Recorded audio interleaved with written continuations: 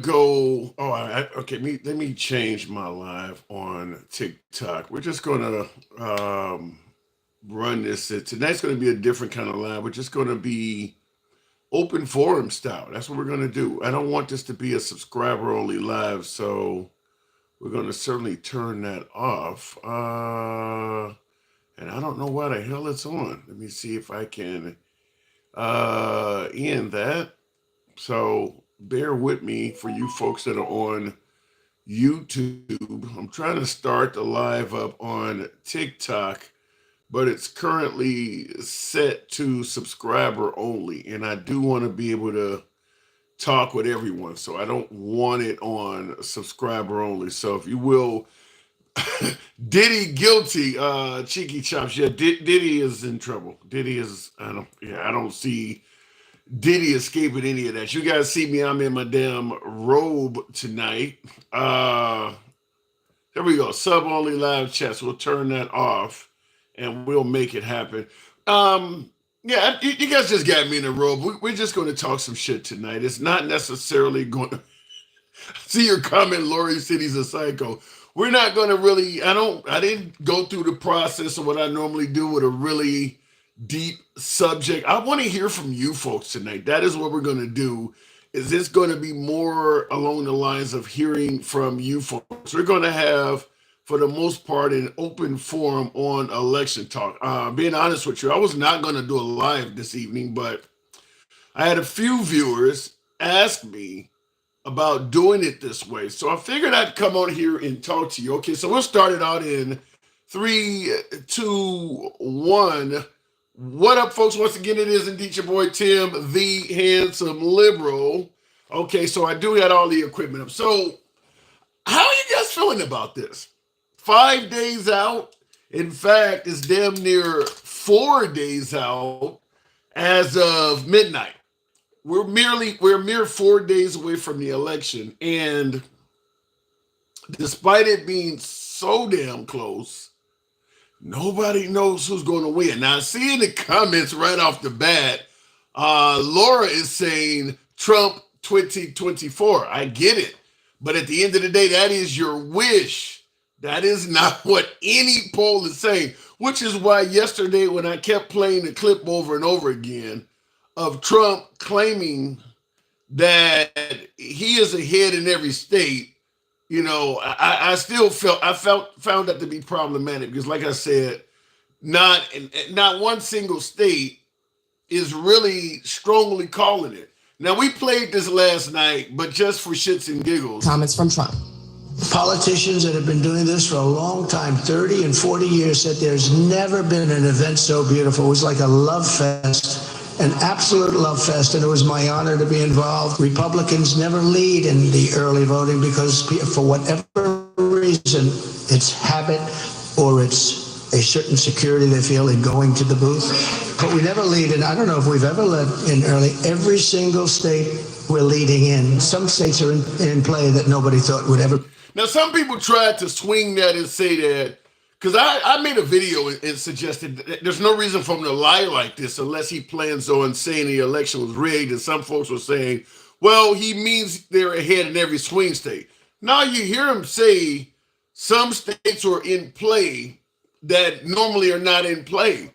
That doesn't apply. Out of the states we're talking about, what would the swing states be? Nevada, Arizona, Michigan, Wisconsin, Pennsylvania, North Carolina, and Georgia.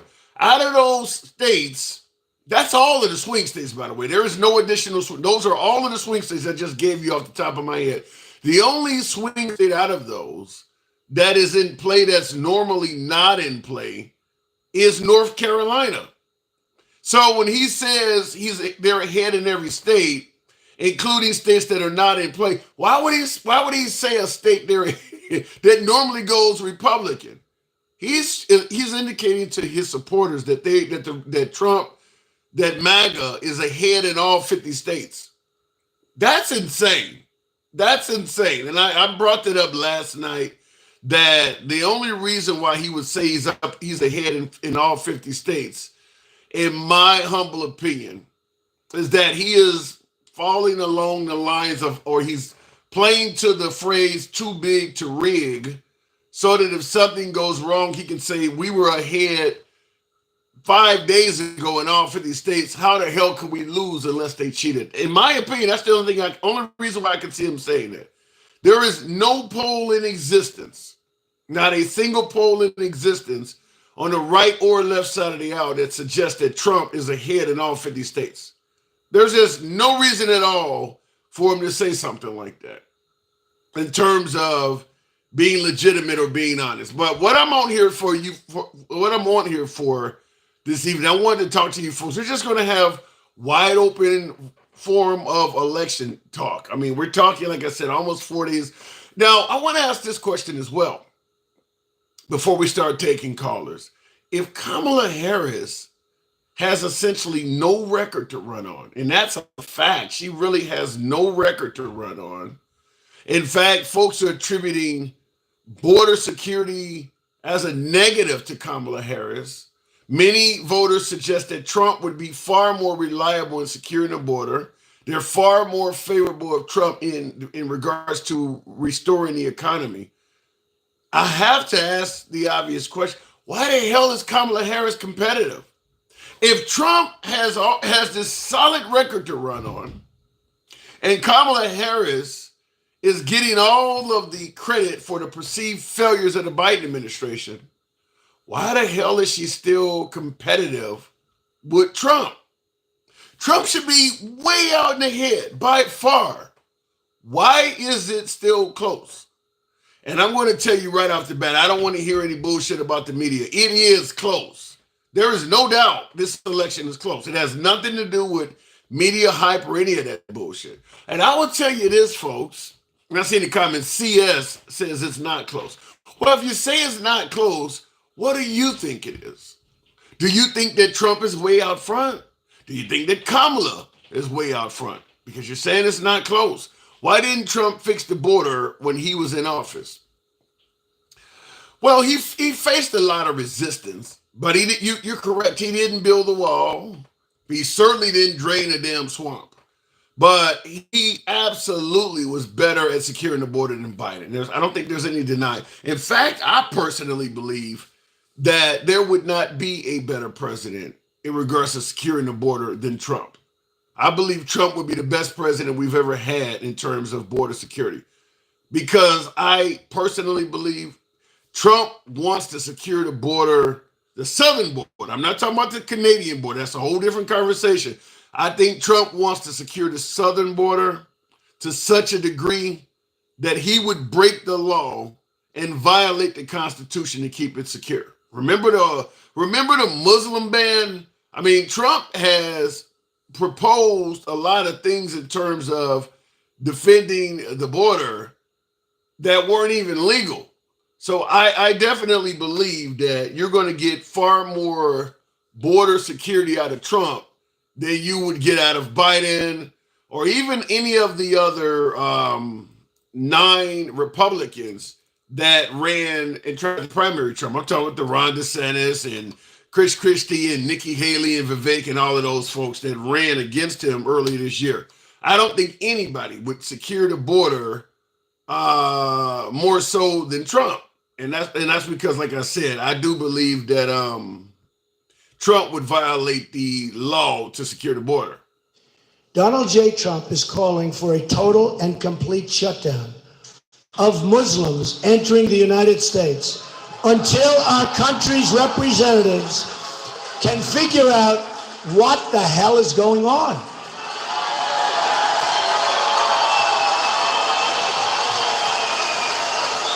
We have no choice.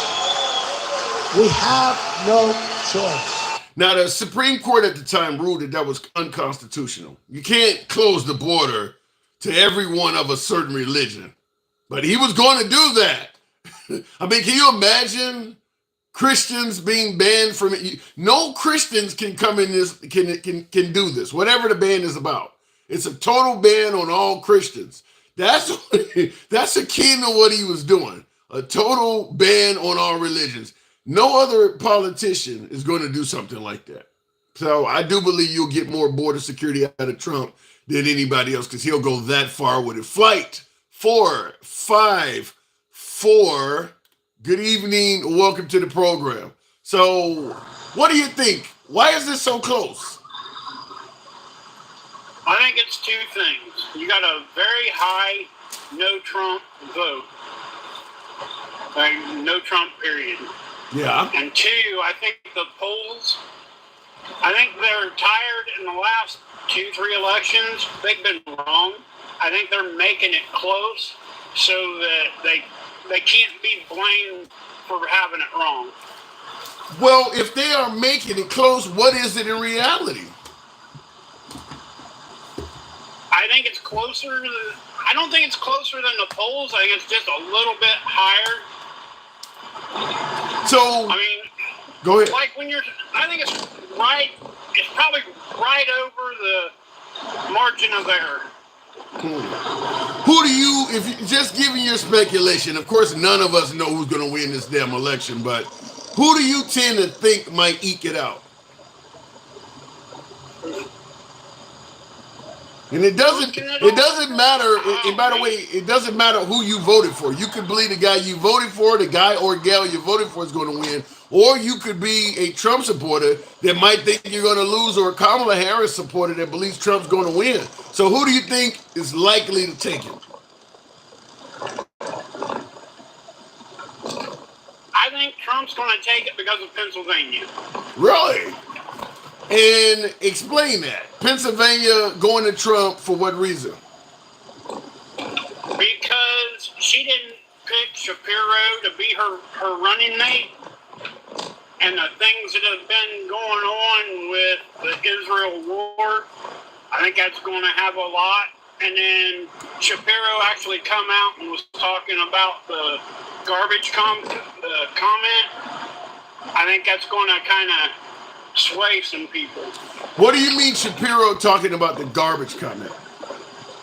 Said it was a really bad thing to do. You're talking about referring to Trump supporters as garbage? Yeah. Okay. You know, the reason why I asked you about the garbage comment, crazy thing is, you had the comedian that said Puerto Rico's a floating island of garbage. You had Biden that said all Trump supporters are garbage. And it seems like it's old news now, but you had Trump suggest that America is the world's garbage can. So all of these folks are throwing around the word garbage. Right, but Trump didn't call all Kamala supporters garbage. I think that's where the problem is when he said supporters. I've seen the video. He did say his supporters were garbage. I think people on the fence was like, I'm swaying that way. So if I go that way, I'm garbage. So. Well, I guess the thing is, you are correct. Trump has never called Biden supporters garbage. But he's called them every damn thing else, from socialist to fascist to communist to libtards to fuck your feelings. I mean, the only word he did not use is garbage. Yeah. I think all this crap started with Obama. How so? To be honest. He called all the Republicans bitter clingers. Yeah. And then Hillary called us all deplorables. Yeah, I do remember. Biden said the garbage. But hold on a second. You are correct. Obama talked about they cling to their Bibles and their guns, but it ain't like we weren't calling Obama a socialist too. Yeah, but we called him a socialist. But he wasn't. Everybody else. Yeah, but he wasn't. I mean, we've had 8 years of Obama. America America did not become remotely close to being a socialist country. He was not a socialist. You're right. Yeah. So I know. It's that old saying that they're hate baiting. yeah. They're getting us to fight each other. Not to mention they called him a Muslim and a bunch of other things too, a Kenyan, and I mean, so I agree it started with Obama, but I don't know if it was Obama doing it as much. He talked about clinging to their guns and Bibles, but the rest of that was an insult toward him. I mean, like I said, you had Right. the woman telling John McCain she can't vote for him because he's a Muslim. You got folks talking about he's going to turn us into socialist Greece. At the time, it wasn't Venezuela; it was Greece. I mean, they were saying some pretty bad things about him. I didn't like his policies. Yeah, nothing wrong At with this that. point in time, I don't remember exactly what they were, but I didn't like it. Yeah. Well, the Republican Speaker of the House, Johnson, is saying he's going to get rid of Obamacare. Do you think that's a good idea?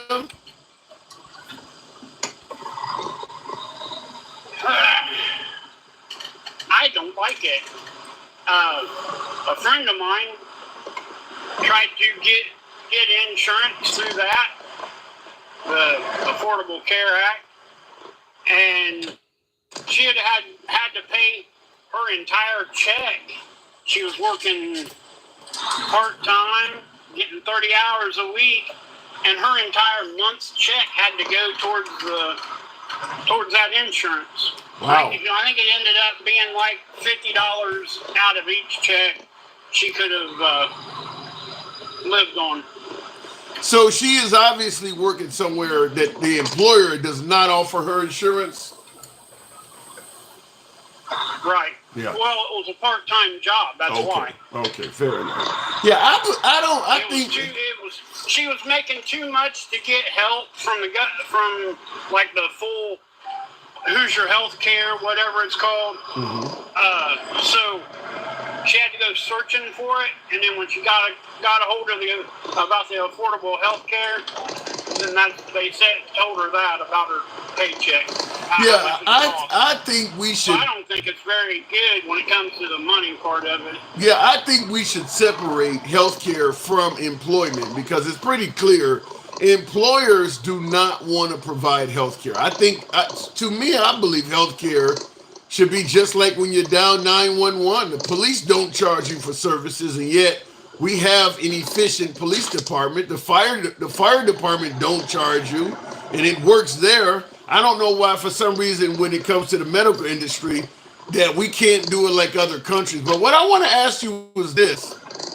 Now, Will G, thank you for the super chat. Will G says Trump essentially said that we are the enemy within. When you talk about calling MAGA, what did Biden call you? Garbage. What about this whole enemy within comment? And even suggesting he would use the military to address it. I can't remember what that one was about. Why he said that, I don't remember. But I was wanting to say something about the healthcare and the employers. I remember seeing something about how employers were paying more money, but to get away from it, they started the insurance part of the pay. They offered it, so they didn't have to pay so much money in wages. Yeah. Well, and I don't remember if that was mandated or how that come about. They can limit hours and other things. I mean, and that's what I'm saying is that they need to divorce employment and your health care. Those two things. I mean, in other words, you shouldn't have to have a job to have health care. They need to just separate those two things. Right. That's a problem because everybody goes through jobs. We don't live in a society no more where a person works at the same job for 30 years. So throughout your career, you're going to be separating from jobs. Many times you're going to be without a job or switching jobs. And Cobra, the insurance you have between jobs, it's unaffordable. Right, like Cobra, what? Cobra is like $1,500 a month. Yeah, it's unaffordable. So or $2,000. It was pretty high last time I changed jobs. So. Yeah. So yeah, I definitely think that I'm for some form of universal health care because employer-provided health care has continued to get worse and worse and worse. Right. Uh, I think they can cut military spending in quite a lot, just put into the health care, but there's a lot to that, though. yeah. Like, instead of paying Lockheed Martin billions of dollars to develop something, they should have to develop it and then get the contract, not the government pay them to come up with something. Yeah. No disagreement there. I got to move it on there, Flight. Appreciate you coming in, though. Yeah, good talking to you. Absolutely. It's been a while. Thank you. Well, good to have you on again. Hey, one more thing. Sure. One more thing. Yeah. So, the so-called Muslim ban, or Muslim ban, however you want to put it, but the countries that was on that list, weren't they the same countries that Obama had a ban on? There was no. Besides one. I think there was one country, because they all supported terrorism. No. They called it a terrorism ban, not a Muslim ban. No, there was no original list. Trump was calling for a total and complete ban on all Muslims. You didn't get a list of countries until it became incredibly unpopular for what he was doing. He called for a total and complete ban of all Muslims. Right, but Obama had countries, almost all the countries that Trump was saying. He wasn't. No. Except for one or two of them. No, Trump was not. Hold on. Trump was not saying. Against them countries. No, Trump was not saying any countries at all. He changed his tune later once it was found unconstitutional, and then limited to countries. He was saying all Muslims.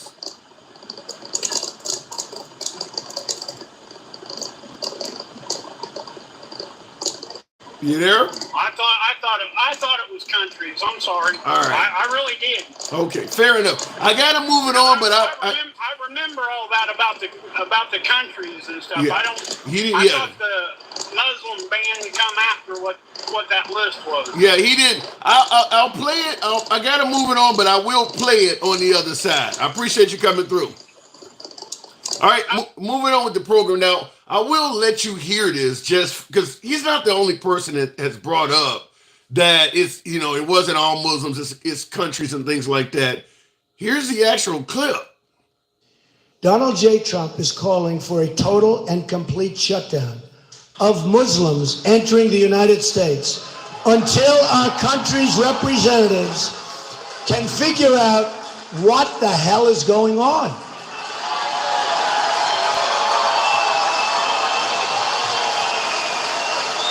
We have no choice. We have no choice. There is no countries listed in that. Now, I know for folks who want to support Trump or defend Trump, well, play the whole thing. There was plenty of time there for him to let you know we're talking about these specific countries or this region.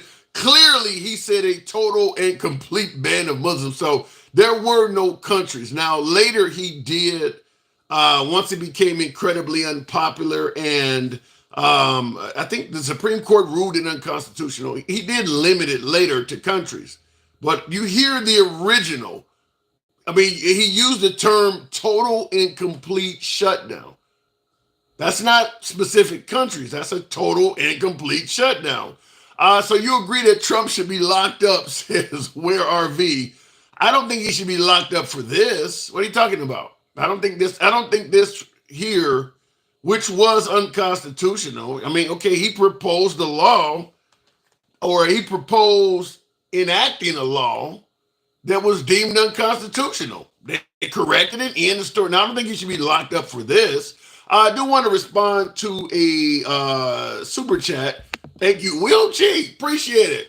Thank you for your support. I need MAGA to do me a favor. Just come out of the racist closet. Damn. Instead of using dog whistles. Most people know what you. Okay, you said I need MAGA to come out of the closet. I need MAGA to do me a favor. Just come out of the closet instead of using dog whistles.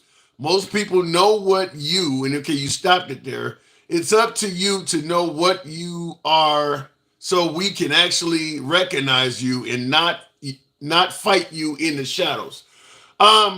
You're basically saying come out of the closet and admit you're intolerant, bigoted, racist, sexist, whatever term you want to fill in. And it just admit it. Come out of the closet, just admit it so we can fight you in the open. I hear your point, but fact is, if you do feel that any group of people is racist or sexist or homophobic or whatever, racism, homophobia, sexism, it's kind of like Fight Club.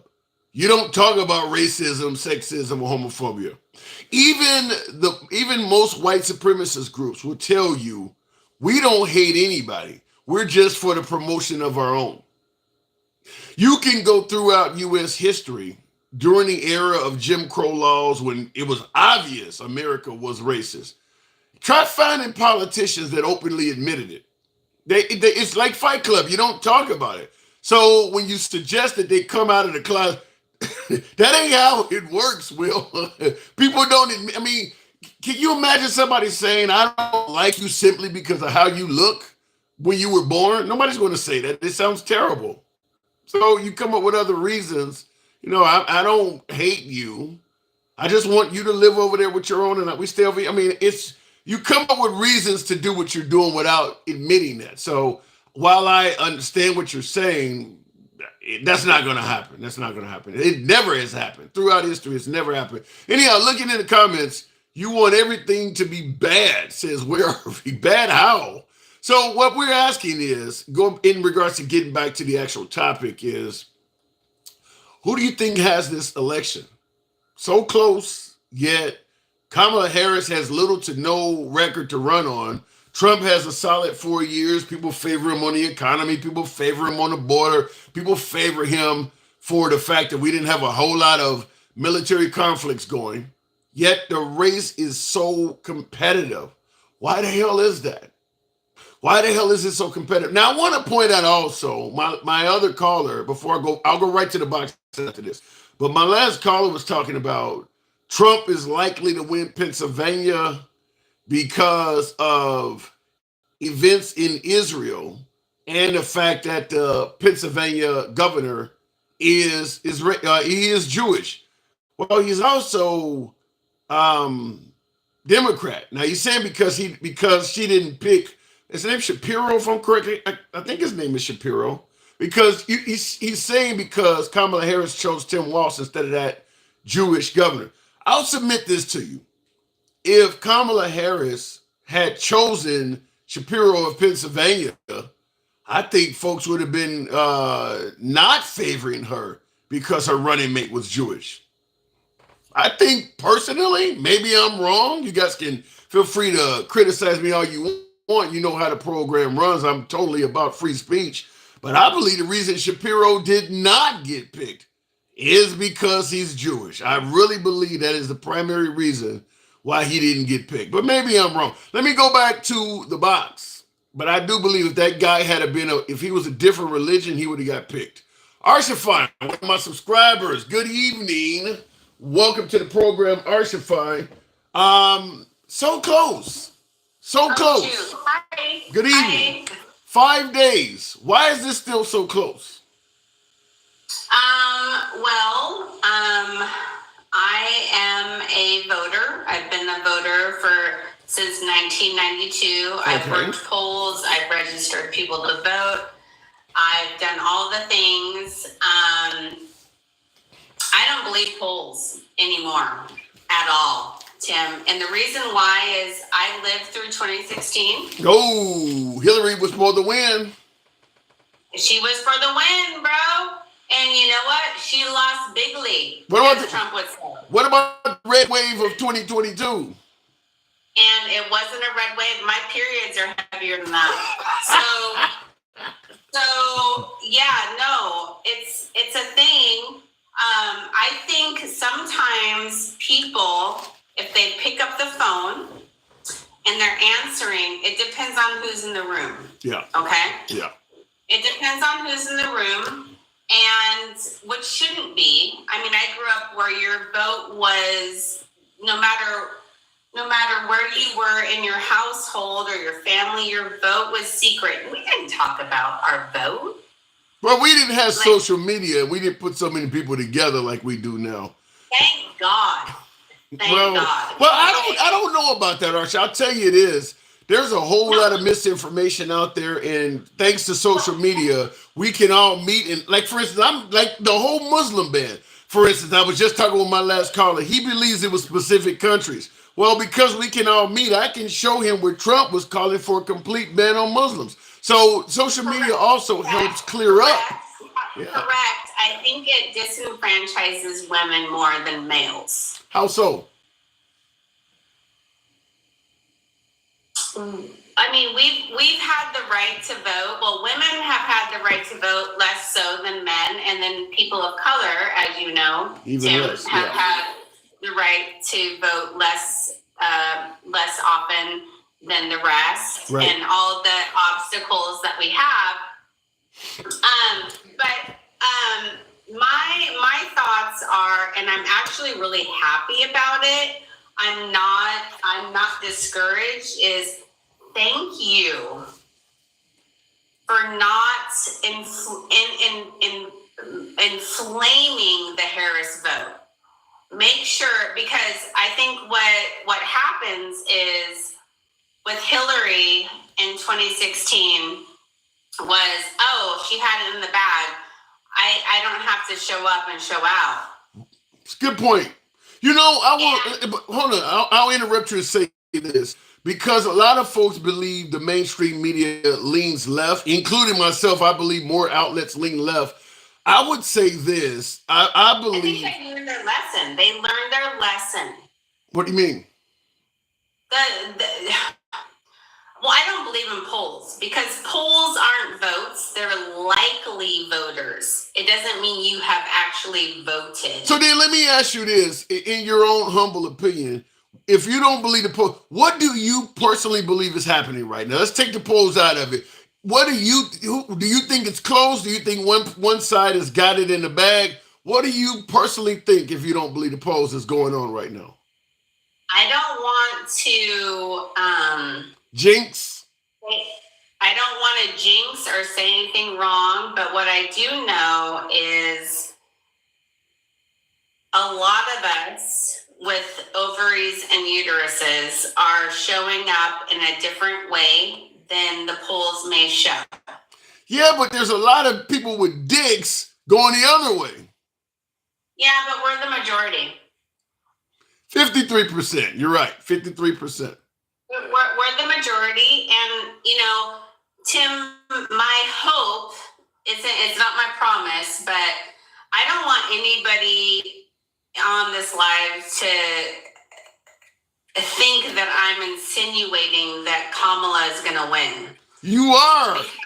You are insinuating that Kamala's going to win. You just said you don't want to jinx it. You are doing that. No, just hold on. I don't want to insinuate that because I don't want to stall the vote. Everybody, listen, it's not necessarily all about the president, okay? It's about your congressman, your senator, the down your ballot. Mayor. Down ballot. You know, it's all down ballot. You know, the president's one thing, but down ballot is what's going to help your president achieve he or hers agenda, right? Right. And so I don't want to discourage people from voting because voting is very important. But let me ask you this though. You talk to liberals and they're somewhat concerned. They want Kamala to win like yourself, but they're still somewhat concerned. You talk to folks on the right, they think it's in the bag. They're already playing cool in the game. They're already celebrating. Why is there such a difference? Why do Republicans think they already have it in the bag and Democrats are concerned? Well, and I think that's the polling. If you're going to believe in polling and whoever you're calling on the phone, the same, similar with like 2022 with the red wave. And like I said, I've had periods that are heavier than that. So, you know, I think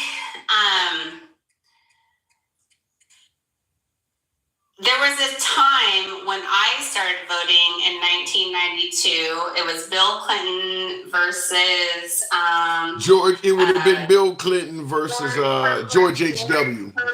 George H.W. Yeah. H.W. Bush, like the big guy. Mm-hmm. And you know, he went on MTV. He did all these things.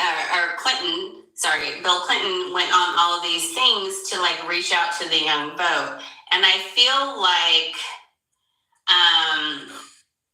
you know, you have your males, you have your females, you have your males that like females. But I can tell you. But I mean, now it's podcasting, right? Yeah, right.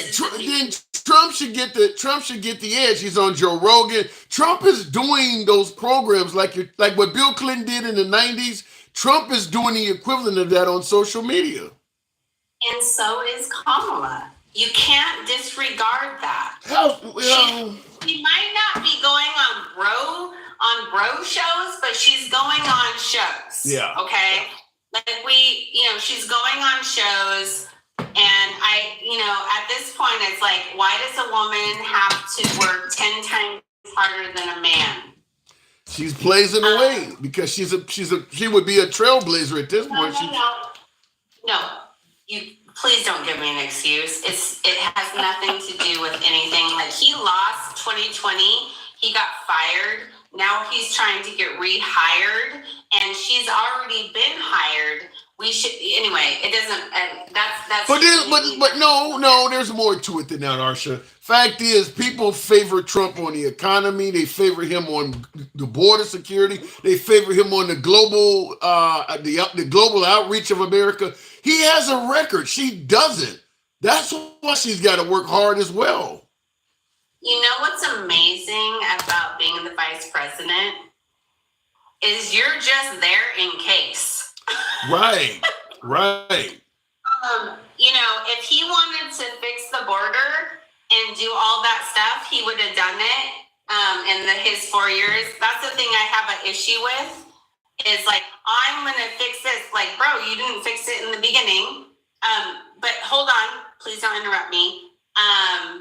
And then two, our economy is the best in the world. I understand not all of us believe that or understand it, but we've come out, the entire globe has come out of a pandemic that we haven't seen in my lifetime, definitely not in your lifetime, probably not even in our grandparents' lifetime. So that's a thing. And I live here in Hawaii, and I don't want to pay tariffs. I don't want to do it. Everything I buy comes in the mail from Amazon to I don't want to pay for it. No, absolutely. I mean, no, don't want to do it. But at the end of the day, Tim, what I'm trying to say is, I think her message is more encompassing of us all. Like, it's all normal. And when I say normal, you mean a big tent party? Yeah, the people that aren't rich. Oh. I mean, I don't know what I appreciate that, Tina.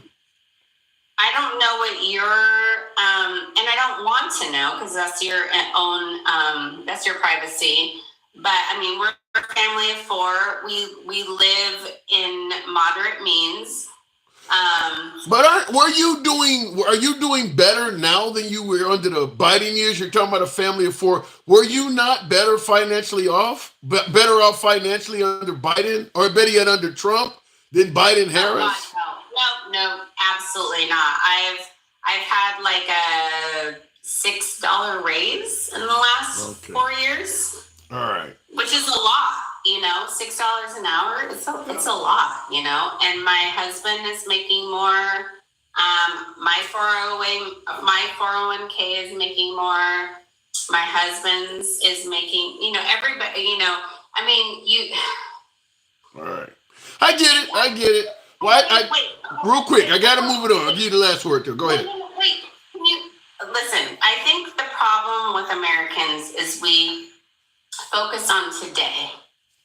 We don't think of the future. Always have been. And, you know, the Supreme Court and all the things that could happen with the minimum wage and this and that. And we're just like, how my life sucks right now. But if you're wanting to think about who the candidate is going to make your life better a year from now, it's obvious. And if you don't know that it's obvious, go look it up because they have both of their tiers. Who's going to cost you more money? Who's going to cost you less money? It is. All right. That's relative to the voter, but I got to move it on, Arshafine. Appreciate it. And I will say this in regards to what she was saying about which candidate would be better. I mean, it depends on why you're voting. I mean, at the end of the day, there are plenty of folks that believe what Trump is offering. And she also mentioned going to their internet sites and looking at what. I don't think that is a complete list. I believe that both parties might be kind of telling you what you want to hear on their websites as opposed to what you're really going to get. I don't believe the websites are complete, but I do agree with what one of the things she was saying. Now, and I was going to say this, but I let her complete her point.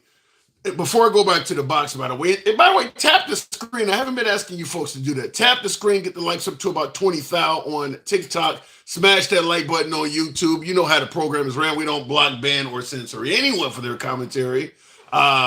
This is a free speech program, as it has always been and shall forever remain. And I was trying to, for some reason, my YouTube dial is frozen as always. But what I was going to say in regards to her comment, or better yet, it is in regards to her comment. The media leans left. Fact is, most media outlets lean left. I'm not going to deny that. You hear a lot of folks on the right talking about that, and it's true. The media does lean left. More of it leans left than right. I get there's Fox and OAN and Newsmax, conservative AM radio, but there's more outlets that lean left than right. So why are they telling you the election is so close? If the media leans left and they support Kamala Harris getting elected, why aren't they speaking more positively of the candidate of choice? I believe it's somewhat what she was saying, where she don't want to, what she said, we don't want to jinx it and how women are going to come out. You don't want Democrats to behave. For you folks who are old enough, remember Mike Tyson and Buster Douglas? Everybody thought he was going to beat Buster Douglas, and 35-1 odds, Mike Tyson was going to win, and he ended up losing them. You don't want to ever be complacent and then go out there and get your ass kicked. In my opinion, and based on my analysis of it, I believe the liberal media may be continuing to portray the election as very close, as Kamala Harris being an underdog or even losing by a point or two, so that the liberals continue being frightened and show up in as many as possible on election day.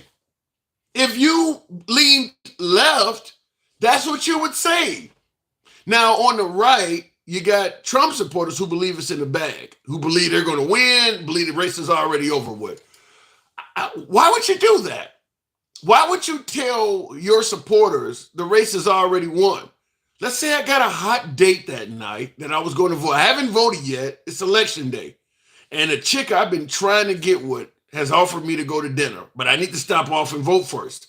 I don't have enough time in the day to do every damn thing. Well, my side has already said they're going to win, so I can go home, take a shower, and go on this date. My one vote ain't going to. Why would you tell your side that they're that far ahead? It's like a coach telling the team, you don't even need to practice. It's going to be a blowout. Why would you do that? So I brought this up when I mentioned it to her, my last caller, that MAGA is already playing Kool in the Gang and they're celebrating. There's no polls that suggest they're running away with it like that. Even the right-wing polls don't suggest that MAGA is running away with it like that. So why would you be telling yourself that you have this huge victory already? You should, the MAGA side of the aisle should be doing exactly what the left is doing. It's super close. Trump is an underdog. We need you guys to all show up. If you watch let's say YouTube or some of the right-wing sites. I watch plenty of polls all over YouTube. Probably watch more right-wing media than I do left. Most of the right-wing media is continuing to suggest Trump has already won or he's way ahead. Why do that? Why would you do that? You see Kamala Harris on stage. Yes, we're still the underdog. We still need your support. We need it. I mean, that's what you should be doing. Trump is suggesting it's too big to rig, but he's also telling his supporters we've already won. No, if you want it to be too big to rig, you keep saying you're losing, so you continue getting more and more support. So at the end of the day, yeah, you won by so much, it's too big to rig.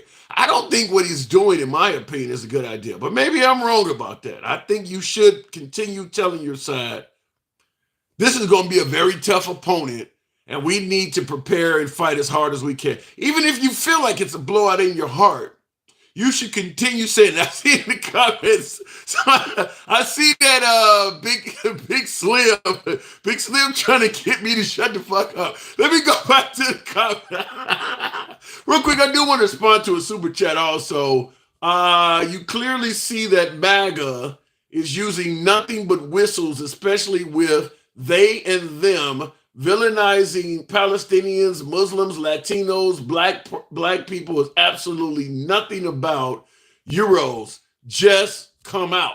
Now, what Will G, thank you for the super chat, is saying on YouTube is exactly what a lot of folks are saying in regards to that Madison Square Garden rally and many other Trump speeches, is that and what he's saying is true, that you don't hear Trump MAGA criticizing white people.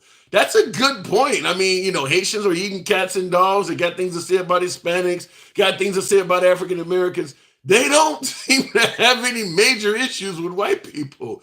That's what Will G is saying. I've heard that said by a lot of people on the program. A lot of people have said that. And I like to play devil's advocate. I like to be able to see the other side.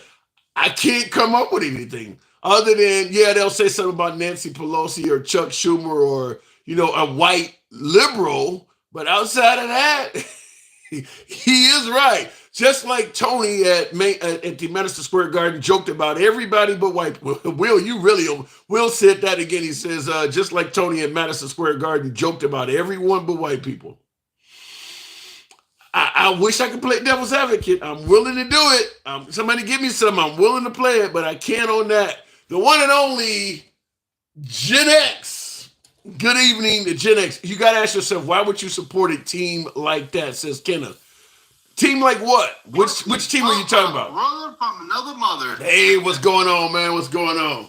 So what am I getting? Now, I got a viewer on YouTube that's suggesting that your side of the aisle criticizes everybody but Caucasians. What say you? Criticizes how? I mean, they're eating cats and dogs. They're violent. Didn't he say the Mexicans have a propensity for violence? I mean, you're talking about African Americans in cities like Chicago. It's people of color. But when it comes to Caucasians, he's saying there is no criticism. I don't remember him saying that. Which one? That there's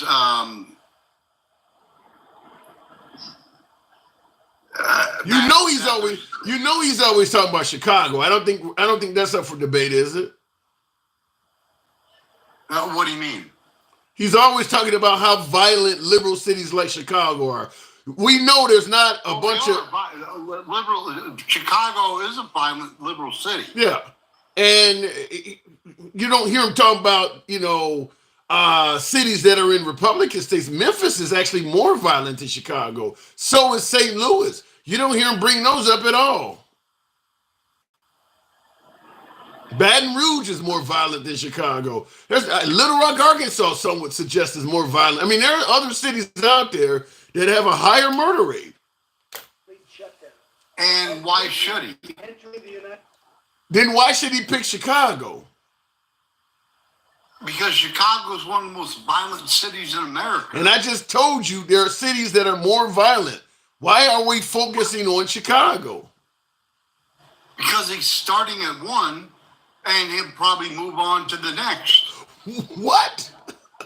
So so when is he going to move on? They've been talking about Chicago since Trump has been on the scene.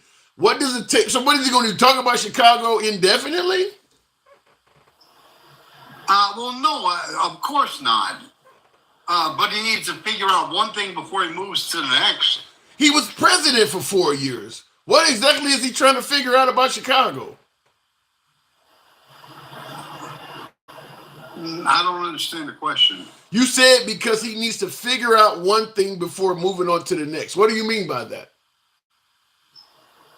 He needs to figure out what's wrong with Chicago, figure Chicago out, and then move on to the next violent city. Gen X, there's like 10,000 plus cities in America. You're going to focus on one single city until you fix that city and leave everything else in shambles, knowing it's going to take years to do that? Is that what you're trying to tell me? Yeah, why would you not? Because other people in them other cities are dying. That's why you wouldn't do that. So why not fix the one city, and when you figure that out, move to the next? Do you hear what you saying, man? Out of all of the cities in America, you're going to put everybody on hold while you figure out Chicago. So people getting murdered and starving and hurting all over the country because you focused on Chicago. Is that what you're trying to get me to believe? Yes. As a president. And that makes sense to you? Yes. How? Because you figure out one problem at a time. As president of the United States, you're going to basically spit out the gum because you can't walk and chew bubble gum at the same time. You're the president of the United States. You can't focus on one city when they're all under your watch.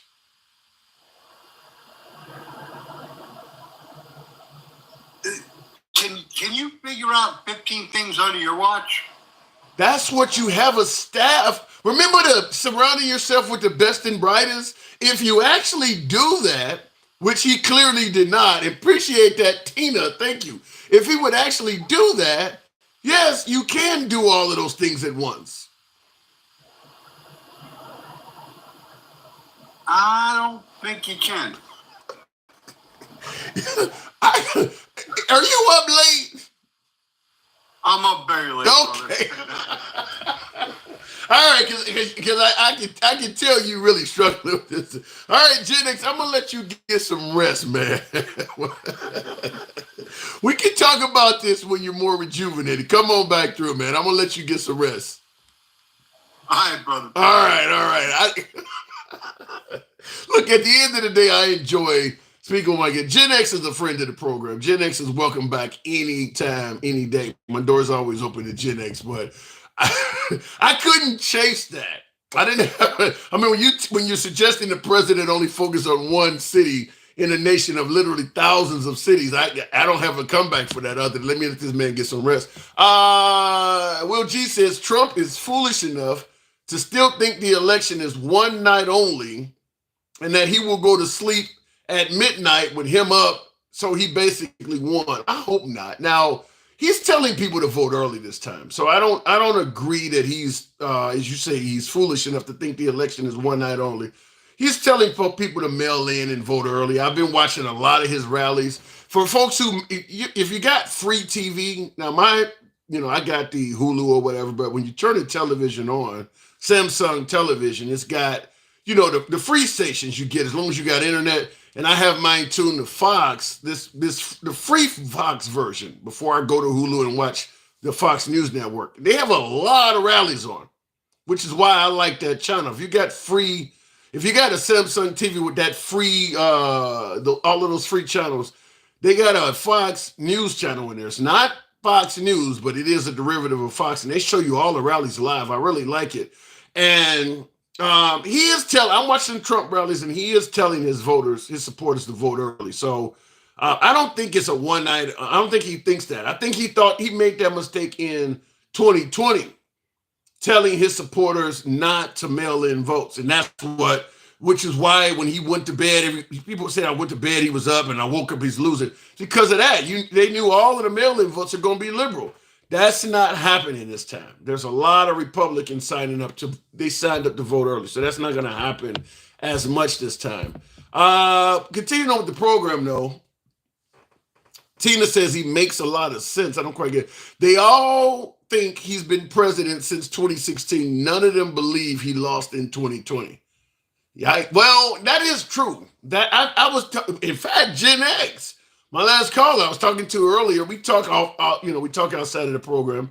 Gen X believes that Trump won the 2020 election. Before I go to the next caller, here's my take on the 2020 election.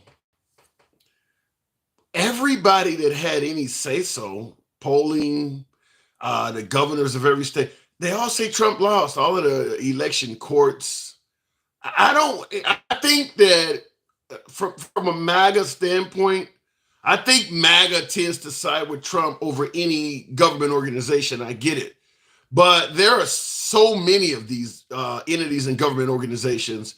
To side with one dude over all of them just doesn't make any sense to me.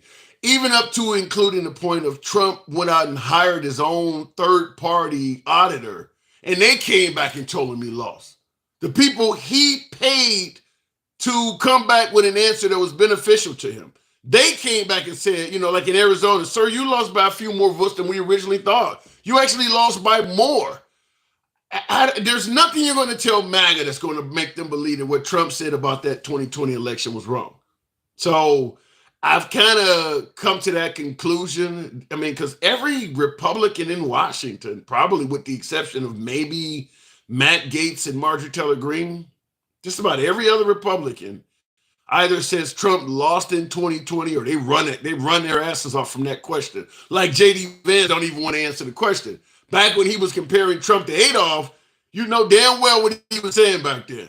But they don't want to answer it. But in terms of finding somebody in Washington, a conservative senator, conservative congressman or woman, or a conservative governor that's saying Trump won in 2020, it's almost impossible to find one. Not even talking about liberals. It's almost impossible to find one. So I don't know why they keep saying he won. But they're saying that he won, and even all of the Republicans are in on the fix, with no evidence at all of them being in on the fix. It just doesn't make any sense to me. Will G said he said one night, he said the one night only bullshit when he was in the garbage truck.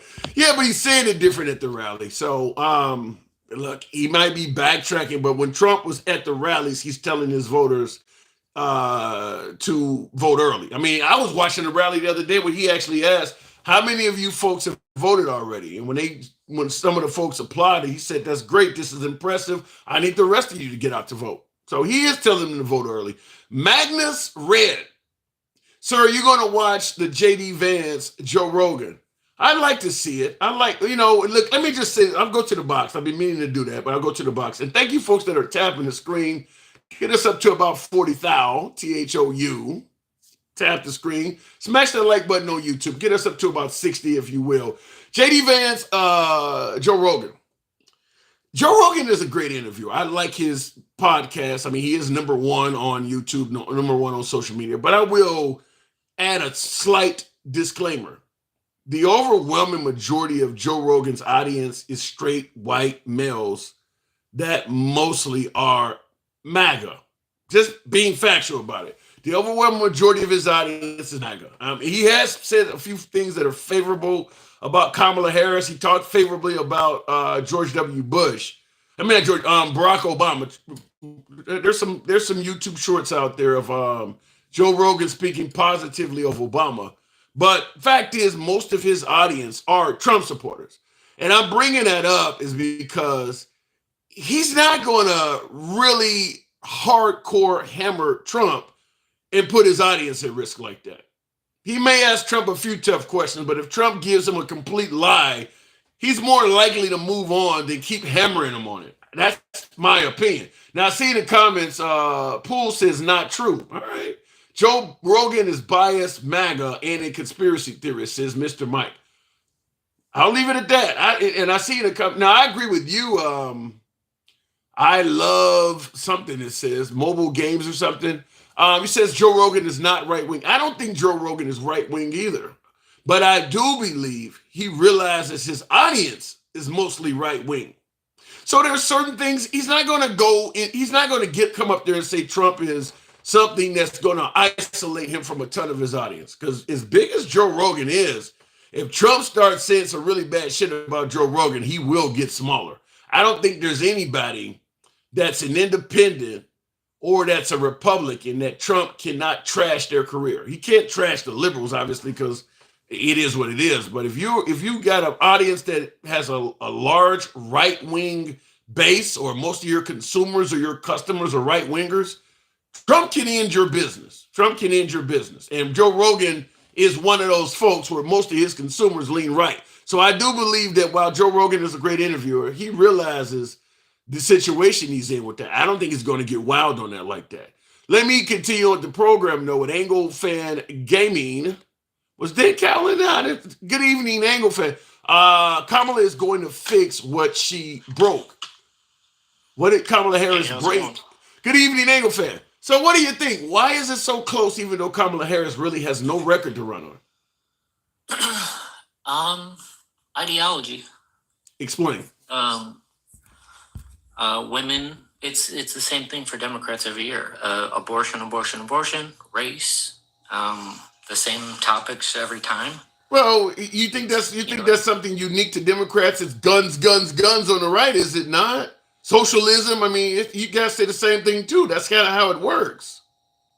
No, because everyone likes guns. Democrats own guns, independents own guns. Yeah, but I get that. And it's constitutional right. Yeah, but everybody has a race too. I'm saying that just like the Democrats keep bringing up, that the right is racist or whatever the hell you're talking about, the right is going to keep saying that the Democrats are going to take your guns. They already said it about Kamala Harris. They said it about Obama, even though the only person in our lifetime, presidential-wise, to do anything with the Second Amendment was the dude who banned bump stocks, the guy you're voting for. But yet they keep saying the liberals are the ones who are going to infringe on the Second Amendment.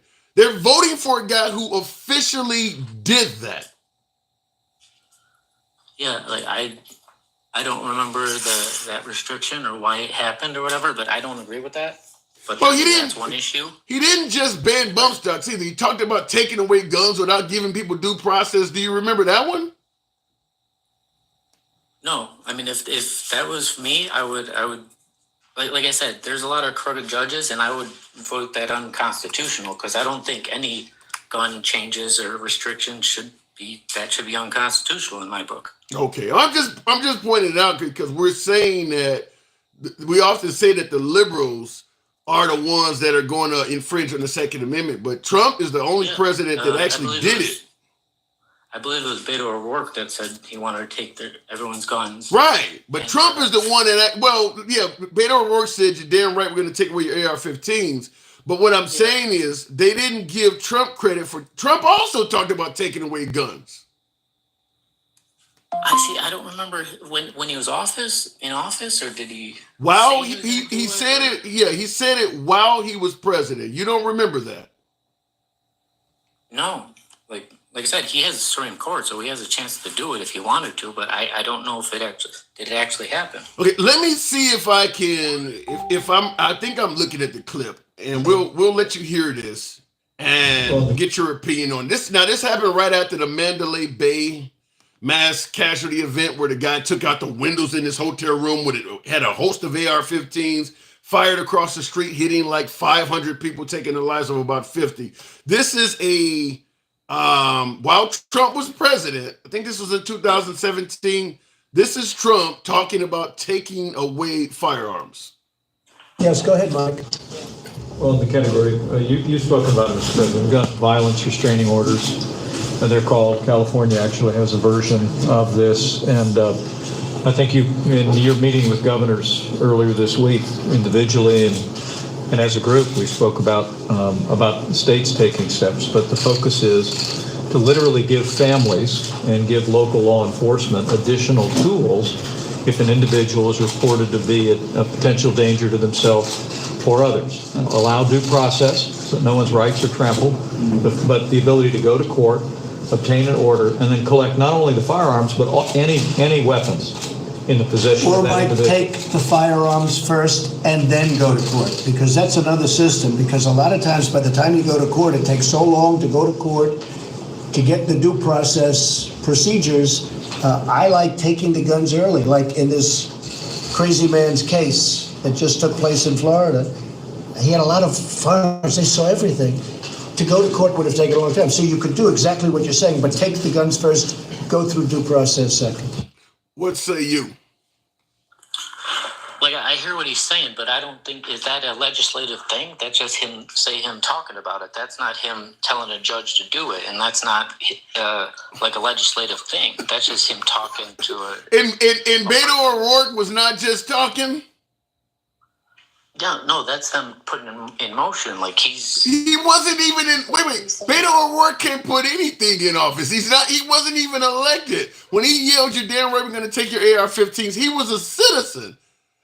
You're going to get... He's president talking like this. I know, but what Trump is saying, he's being reasonable. He's like, this person's crazy. Maybe we take it first and then we give back later, because it's a safety issue, but we're not taking it for permanently. It'll work. He's I think is he progressive? He's a liberal. Wait, so you're saying that if a person is crazy or perceived to be mentally ill, you support what Trump is saying. Take away the person's gun before giving them due process, before even giving them a chance to fight because keep in mind, if you find out somebody's mentally ill, it may come from their parents telling you that. It might be your ex-wife saying you're mentally ill. Somebody could be making it up on you. They're going to take your firearm first and then let you go to court and fight and get it back. You're okay with that?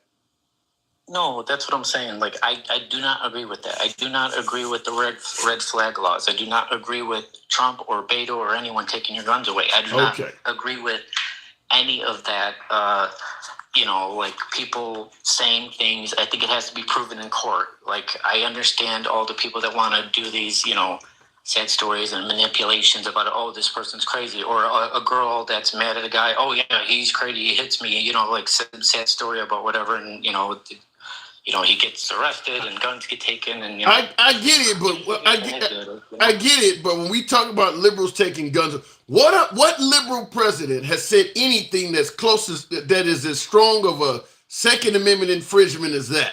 I mean, we're talking about Obama, we're talking about Clinton, we're talking about Kamala Harris, we're talking about out of the Democratic presidents that are maybe Bill Clinton. I think Bill Clinton didn't want us to have machine guns or something like that. So clearly Bill Clinton had some type of infringement because I think George W. Bush let that stuff expire. But other than Bill Clinton, who else has said something that infringes on the Second Amendment like that? Take away guns first and then give people due process. Yeah, I can't think off the top of my head. Like I said, the one that pops in my head is Beto O'Rourke. But as far as that, Kamala Harris, but I can't remember her specific words. Right. She's always been until recently with her I have a Glock and I'll shoot whoever comes to the door thing. She's always been anti-gun and all that kind of stuff. But I can't think of the specific words of people. But I'm against all of it, left, right, or middle. I'm absolutist for Second Amendment. So just beneath the codes for a nuke, I think we the people should have all guns. Anything the military has, we should have. Armed drones? Yes. Nukes? I said anything but nukes. Anthrax? Yes. You really think the population should have access to anthrax? Yes. Mustard gas? Because here's the argument. The whole point of the Second Amendment, they say, oh yeah, it's here for hunting, it's here for, recreational use. No, it's for tyranny. It's for use against our government. All right. That's the point. The memorandum I direction. get it, but that... You can't protect yourself against the government because you can't have an airplane, or you can't have a fucking tank, or you can't have a fucking big-ass missile, or, you can't do these things. You legit can't protect yourself against the government if you don't have the same shit they do. Yeah, I mean, you raising a good point. I'm not disagreeing with that, but I think the issue is, while it will give you stronger protection against tyranny, what is the term I'm looking for? The casualty or the collateral damage. That's the term I'm looking for. The collateral damage is too high. Fact is, the likelihood of tyranny in America, while it's not a 0% chance of it happening, is nowhere near as great as mentally ill people using that type of firepower to hurt folks. You're going to have people using the firepower you're talking about. Every year, you're going to have thousands of people perishing because they got access to that stuff. Yet tyranny may only roll around once a century. So to have insurance against tyranny, you're going to be willing to pay these sky-high insurance premiums of all of these people losing their lives with maybe a dude don't like his ex, so he sends her an envelope full of anthrax. All of these folks that are dying because you want to be prepared for tyranny that may happen once a century. What I'm saying is, while I understand your point of weapons provides insurance against tyranny, I think the premiums and deductibles of that insurance are way too high. Yeah, like I understand that, but like my issue, I think is, I don't remember who said it. It's like, I think maybe it was Jefferson or fucking whoever, but it's like, if you pick safety over liberty, you end up with neither. You know, it's like you basically. Yeah. So would you be let's say you see a neighbor, you got new neighbors moving into the house next door, and they pull up with a U-Haul and bringing up these big, huge water tank size, look like propane tank. Hey, I just saw you moving in, sir. Nice to meet you. I'm the neighbor. Big tanks you got there. We have natural gas in the neighborhood. You're gonna have your own propane. No, we store rice in the back. We keep rice in. You're okay living next door to that? Well, yes, but also if I'm not, I can move, and then because I have equal opportunity as him and the same options in this theory situation, I also have thermal scopes, and I also have, grenades, and I also have everything to kill him if I want to, if I feel threatened. and under that umbrella, you believe America is safer in that environment than what we have now? You actually think that's a better, safer America than what we got now? Yes, because then it's fuck around and find out, because the government is more scared of the people than the people are of the government, because right now the people are scared of the government. Do you realize how many folks take their own lives in America every year? You want to give people access to that stuff? Well, just think, people commit suicide. You have the Ted Kaczynski's, you got the crazy people that make homemade bombs out of fertilizer. So like, I get it. It's going to happen regardless. Yeah, but now you're making it so that when it happens, the casualty rate is considerably higher because you're giving them access to stuff that is designed to take out insane numbers of people simultaneously. You're talking about creating pandemics in your neighborhood. I mean, like, you really believe people should have access to that stuff? Yes, but you're looking at the negative side of it. If you have access to it, you're not fearing it. You're building confidence in it. If you know how to do something, you don't fear it. Just like I'm saying with the government, people feel depressed because they feel beat down by the government. They feel beat down by like the people they work for. They feel like beat down by all these things that aren't going well for them. They feel like they failed in some things. I will tell you this. No matter what weapons you can get access to, even if you can get access to the same amount of weapons as the military, you're still never going to be able to defeat the military because they have strength in numbers. They have more minds, more educated geniuses. Let's say, for instance, you and 5 of your neighbors are trying to stave off tyranny. Let's say you can get your hands on whatever money could buy. You're dealing with millions of minds in the U.S. military. Eventually, they're going to get the best of you. You're not going to win, even if you could have access to all of that stuff. You still wouldn't win. That's not the point, though. The point isn't to win. The point is to make a stand and to have them have to kill you. I can't believe you just said that. So the point is to get killed. What? All right, example. Say it came to that, and the government becomes tyrannical. Right. They would have to control the news and stuff like that, but now they're killing their own people. How does that look? You won't be around to answer that question because you're the one that's dead. I know, but the neighbor will, and the next person is going to be inspired. Now they're going to stand up, and the next person is stand up. Or are they going to bend the knee and be like, you know what? I'm going to bend the knee to my government. I'm going to bend the knee to the next person. Then the government becomes tyrannical, and we have no hope. So what are you doing? Shopping at Martyrs R Us? I mean, what are you trying to be, a martyr? No, what I'm saying is like I said, I'm already the same person. This is all theoretical. Yes, theoretically becoming a martyr. You're doing exactly what Hamas and Hezbollah talk. You're talking about being a martyr. I want to take a stand even though it cost me my life so that the neighbor can see what happened. That's what they're doing in Gaza. You're talking about being a martyr. No, because we have a government. We have stability right now. But the issue is instability. Once our government becomes unstable and tyrannical, that's when that shit happens. Like the way we were founded, there had to be a stand, there had to be a risk. If we would have, our founding fathers would have lost, they would have. Listen. I hear what you're saying, but keep in mind that you're talking to a person of color. Them motherfuckers was as tyrannical as they were in England. All they did was came to the United States and started practicing their own form of tyranny. So the idea that the founding fathers stood up and fought against tyranny, them motherfuckers was just as tyrannical as the country they separated from. They just came over here and started doing the same shit. I'll give you the last word, Joe. I gotta move it on. I don't have any specific things. I appreciate for their time, and I just support the Second Amendment. I don't like Kamala Harris or the Democrats. They found the KKK. I think they're all garbage, and I hope everyone votes Trump. All right, 5 days. I'll be on election night. Feel free to come on in. We can certainly talk about it. Maybe one of us is getting it wrong. Obviously, one of us is getting it wrong, but we'll talk about it. Come on back through, man. My door's open to you. All right, thank you. You do a great show. Keep it up. Appreciate it. Good talk. Angle Fan Gaming, everybody. All right, let me move back on with the program. Do we have a department of pre-crime?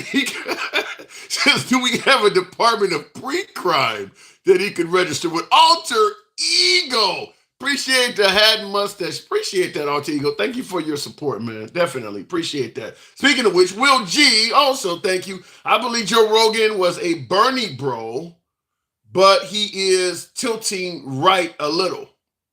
Well, there's a lot in common between Trump and Bernie Sanders.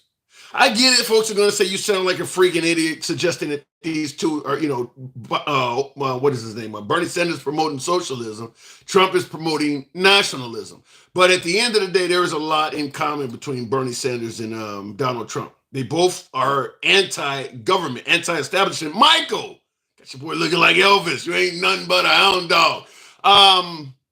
Not only are they both anti-establishment, anti-big government, how they ran is very similar. Bernie Sanders, just like Trump, are not true representatives of the parties they ran for. Trump is not a Republican. There's nothing traditional about Trump's policies in terms of the Republic. That's why most of the traditional Republicans don't like him. The Cheneys, the Bushes, the Romneys, the McCains. Bernie Sanders is the same. He is not a traditional Democrat. That's why he has a lot of problems with Chuck Schumer and Nancy Pelosi. He had problems with Obama. I mean, he's not a traditional Democrat. In both of them, Bernie Sanders and Trump, due to the amount of money you need to run as an American politician, they both had to run under the D or the R to get access to the Democratic and Republican coffers to get the money they needed. But neither one of them Bernie's not a Democrat, Trump is not a Republican. And another instance, that is why both of those folks have so much, as I pointed out, so much conflict with the traditional members of their party. The difference in the Democratic Party, which may turn out to be a benefit if for some reason Trump loses, is that the Democratic Party will remain intact because they marginalized Bernie Sanders. If Bernie Sanders had won, he would have did the exact same thing Trump is doing. He would have started getting rid of the traditional members of the party. The traditional Democrats would have started losing power because people would have been siding to Bernie Sanders, just like the Bernie Bros and all of them were doing. That's what Trump was able to do he became the head of the Republican Party and started trashing all of the traditional leaders of that party. It's now considered to be the MAGA party. I do believe if Bernie Sanders had won, it would have turned into a Bernie Sanders socialist party. It would have became a socialist party. There's a lot in common between those two. And I'll tell you this, once Hillary Clinton did whatever she did, I'm just going to say that, and Bernie Sanders no longer got the Democratic ticket, some Bernie Sanders supporters voted for Trump in 2016. There's a lot in common between those two. Bandito, Trump's already accusing the Democrats of cheating. When he starts that playbook talk, he realizes he's lost. Takesha got a hold of Gen X. Really? You think that's why Gen X was talking like that? Takesha got a hold of him? Yikes. But yeah, I do agree that Trump is already accusing the Democrats of cheating. He is doing that, saying that there's cheating in Pennsylvania. I think he said there was cheating in New Mexico. Every single political race Trump has been involved in, even in the midterms when he was endorsing candidates like Dr. Oz and Herschel Walker, every single political race he's been involved in, he has alleged cheating. Every one of them. So I think it's safe to assume that if he doesn't win, he's going to say cheating took place. I think it's almost a certainty. I mean, it's just kind of his method of operation. Before I go back to continue with the box, name Barbara, why does everyone skip the well-regulated part? I think the way the Founding Fathers set up the Second Amendment, they didn't expect what we have now. Joe Rogan, by the way, is the one that used a really good, he made a good joke years ago. He made a good joke about what if the Founding Fathers could come back and see how America is today. And they would be like, in regards to the Second Amendment, they were like, damn, you guys are still going by that? You ain't made no changes. He's like, we wrote this shit with a pen and a feather. We actually dipped the feather in ink to write this. You guys are still using this document with no changes 200 and something years later. It was a good joke because he's right. I mean, we really haven't changed the Second Amendment at all. We've been kind of leaving it as is. It's 200 and some years, like, despite all of the incredible technological developments of weapons, it was different when during the time of Thomas Jefferson and all them, when they had a musket load. You ever see the commercial where somebody goes to unalive a bunch of co-workers? He walks in the job and he aims a musket loader at one of his perceived co-worker enemies, and he fires the weapon and misses the first employee. And then he has to go through the process of reloading the next round. Everybody's ran out of the office. And at the end of the commercial, it fades out to a sign that says, the Second Amendment was a whole different, the guns were a whole different, weapons were at a whole different state back when the Second Amendment was created. And just showing that, when they created the Second Amendment back then, you couldn't do all of the carnage you can now. Man, I tend to think that if weapons were as developed as they are now, I don't know what the Founding Fathers would have allowed her. It's certainly like my last caller talking about they should have access to anthrax and rice. I don't think Ben Franklin and Thomas Jefferson and George Washington, I don't think they would have agreed to that. I think he meant in terms of absolute safety, Naeem Barbara. You would have to elaborate on that. I don't quite get what you're saying there, but continuing on with the program, Naeem Barbara says rich people would never let that happen. Weapons would skyrocket to $300,000 for a slingshot, and he'd be unalived holding a sharp rock. People can. I mean, I think at this point, even if you ban firearms, there's enough savvy Americans that some people will always have them because you can put together quite a bit, even if you can't get access to a firearm. There is enough citizens that can put their brains together and come pretty damn close to making a gun. Even in Japan, where firearms are completely banned, you had a former prime minister of that country. He was killed by firearm. He was only one of two people in that country in the entire year that year. I think it was 2022. Only two people in all of Japan got shot with firearms. And he was one of them. And the guy completely made up the gun It was a 2-barrel, a 2-shot shotgun, and he walked right up to the guy and killed him with it. So I think even if you got rid of them, there's enough folks, but you wouldn't have anywhere near all of the stuff you're having in Chicago and St. Louis and things like that. You would have only a handful of people that would have them, but there would be people that would still have firearms, even if you got rid of all of them, because some people have enough knowledge they can make up something that is very close that could shoot out projectiles. Dencal, good evening, welcome to the program. It is a dilemma. In one hand, I understand the need for protection because shit happens, but I would never vote for Donald Trump of only one reason, says Peter. Fair enough. Dencal, good evening. Hey, good evening. Hey, before I start talking to you, I did want to play a clip. It's 29 seconds long. I haven't heard this, but it was in reference to what I was just talking about. I want to see how this goes. I just want to play this clip. I signed a memorandum directing the Attorney General to propose regulations to ban all devices that turn legal weapons into machine guns. I expect that these critical regulations will be finalized, Jeff, very soon. Now, that's clearly an infringement on the Second Amendment. Dencal, why don't you think he'd get any flack for that? Because you hear about the liberals going to take away guns and all. He clearly has signed legislation there, bragging about doing it there, that is infringing on the Second Amendment. Why doesn't he get any flack for that? I'm not gonna say he in a cult, but he's sure acting cultish. Like Chris Rock say, I'm not gonna say he's a crackhead, but he was acting crackish. Oh my God! Doesn't Kanye West have a song like that? I ain't saying she's a cult member, but she ain't messing. Something like maybe I got the words wrong. I don't know. So, but that dude, that's insane, man. This dude talking about he okay with people having anthrax and niacin. But he's not the only one. I have had other guests. No, it's not. He's not the only one.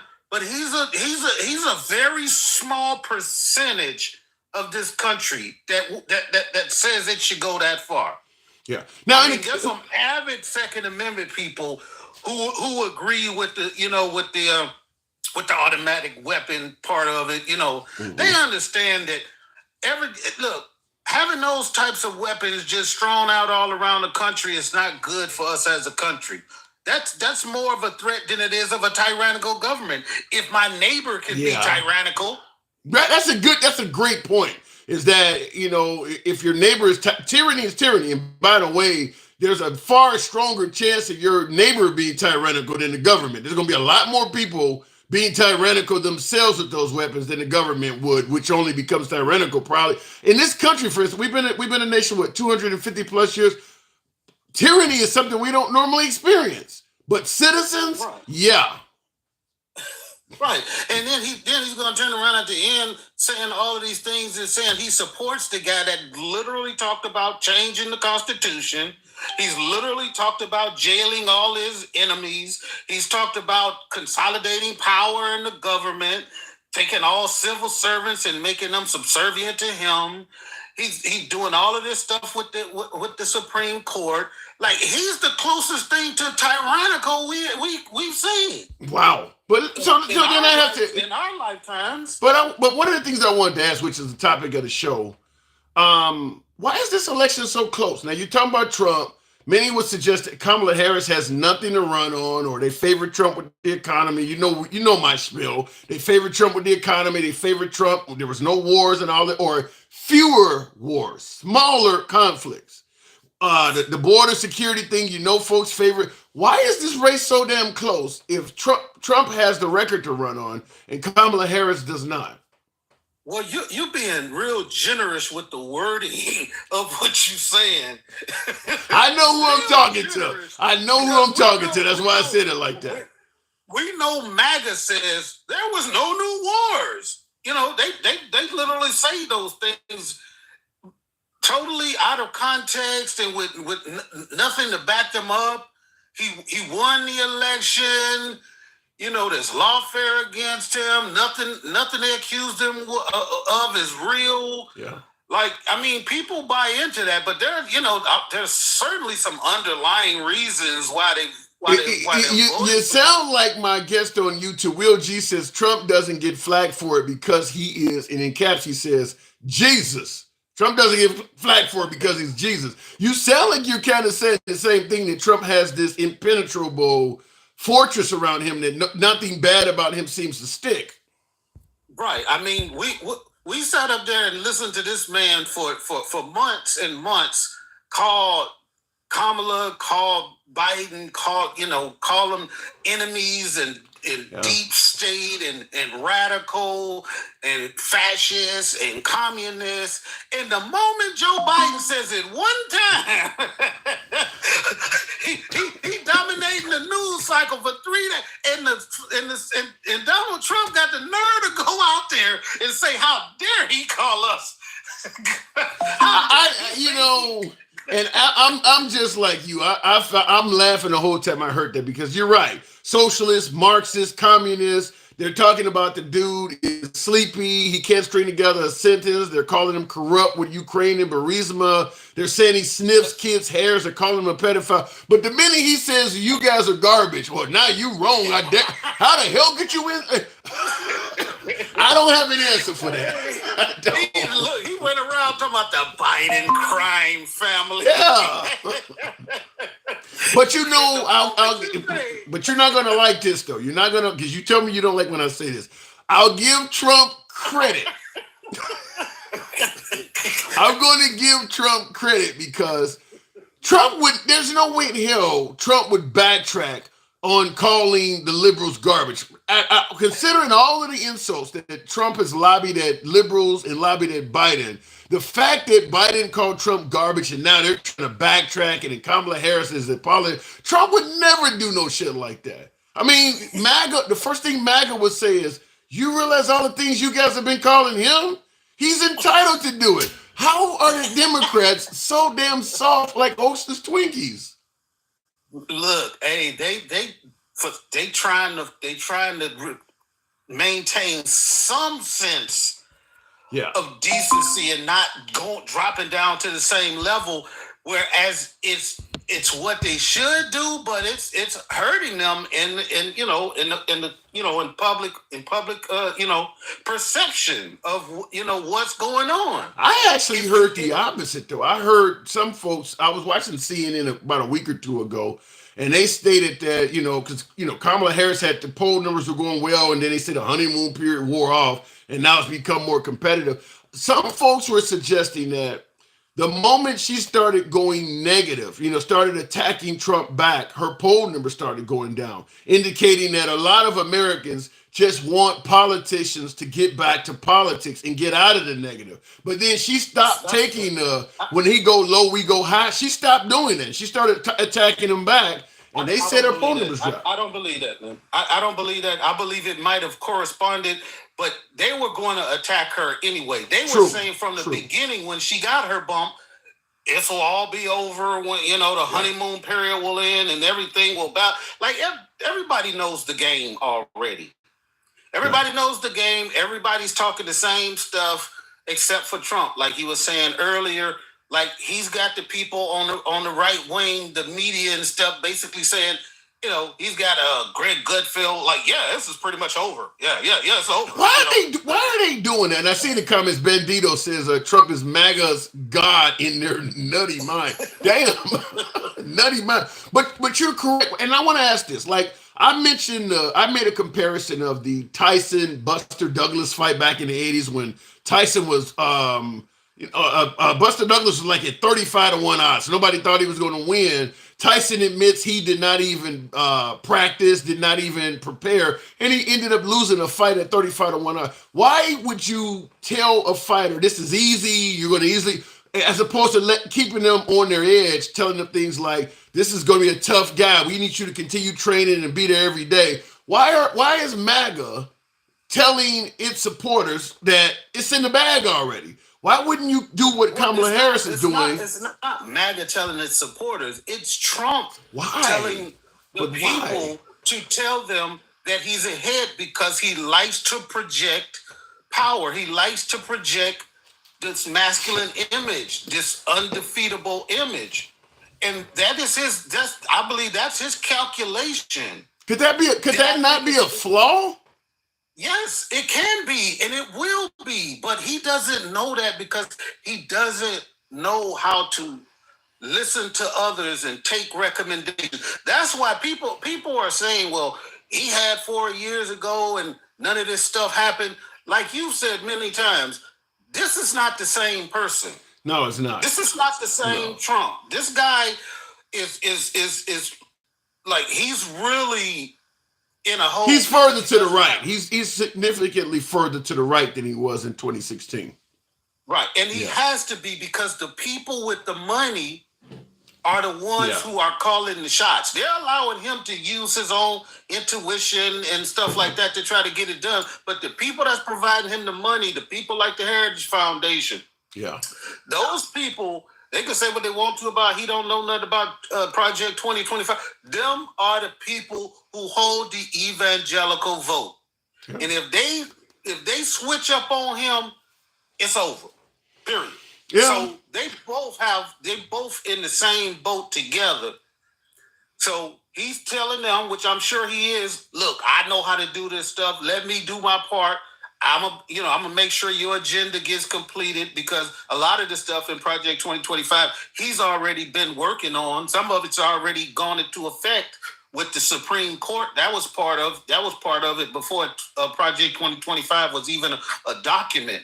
Yeah. Doing this. Well, he's still vehemently denying he has anything to do with Project 2025. I know, but if I tell you that he's already done these things, I don't care if you deny it. Yeah. You could deny it all you want to, but has he already done the part about the Supreme Court? This stuff is in Agenda 47, where he's talking about consolidating power with all of the civil service and making like the military, all of these people be subservient to him.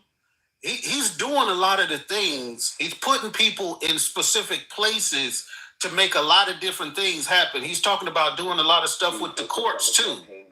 Yeah. And so they can say, well, he said he don't got nothing to do with it. It's not his fault that his name is in the document 300 times. Listen, if you know Trump like I know Trump, if anybody used his name in a document that he disapproved of, you would be in court. Like ABC is in court. Yeah, he's suing CBS for, what is it, $2 billion or $10 billion or something crazy? Or something like that.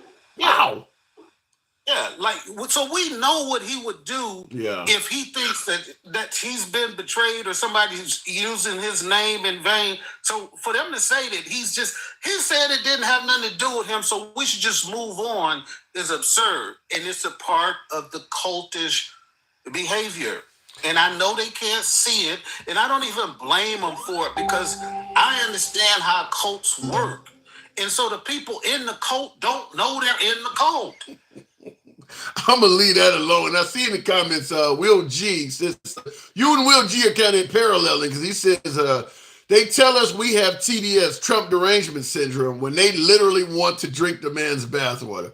Now, you guys oh my God, I want you to hear this. I'm hearing this for the first time on here, but I have heard it on the news earlier. I need to get explanation what he's talking about. He just said this, as you see him in the workers vest. So this is right out of the garbage can. Yeah, this is when he did the garbage can in Green Bay. But this is one of the statements he said. I need an explanation on this. I think it's inappropriate for you to say, pay these guys a lot of money. Can you believe it? I said, well, I'm going to do it whether the women like it or not. I'm going to protect them. I don't know where it stopped, but what does he mean when he says he's going to protect women whether women like it or not? What the hell is that? He's talking about all of the pushback he's got from the women for Roe v. Wade and different things like that. He said he's doing it to protect the women, so he's going to protect. How the hell does limiting or placing any type of restriction on the board, how does that protect women? That's protecting the baby. What does it ain't do? I mean, some of the women gonna die. You ain't protecting the women at all. And listen, he said before he said that, he was saying that all of his top people, his aides and stuff, was begging him not to go out there and say it. And he said, "I'm gonna say it anyway." Yeah, that's crazy. Yeah, you're not protecting women with that. Women. Yeah, that's protecting the life of the unborn. That's not protecting women. He's bleeding female voters. Yeah. He got Megyn Kelly out there talking about this is turned into some type of bro show where these men are talking down to women and telling them, and he goes out there the next day and says, "Look, I'm gonna make y'all. I'm gonna do this, and you gonna like it."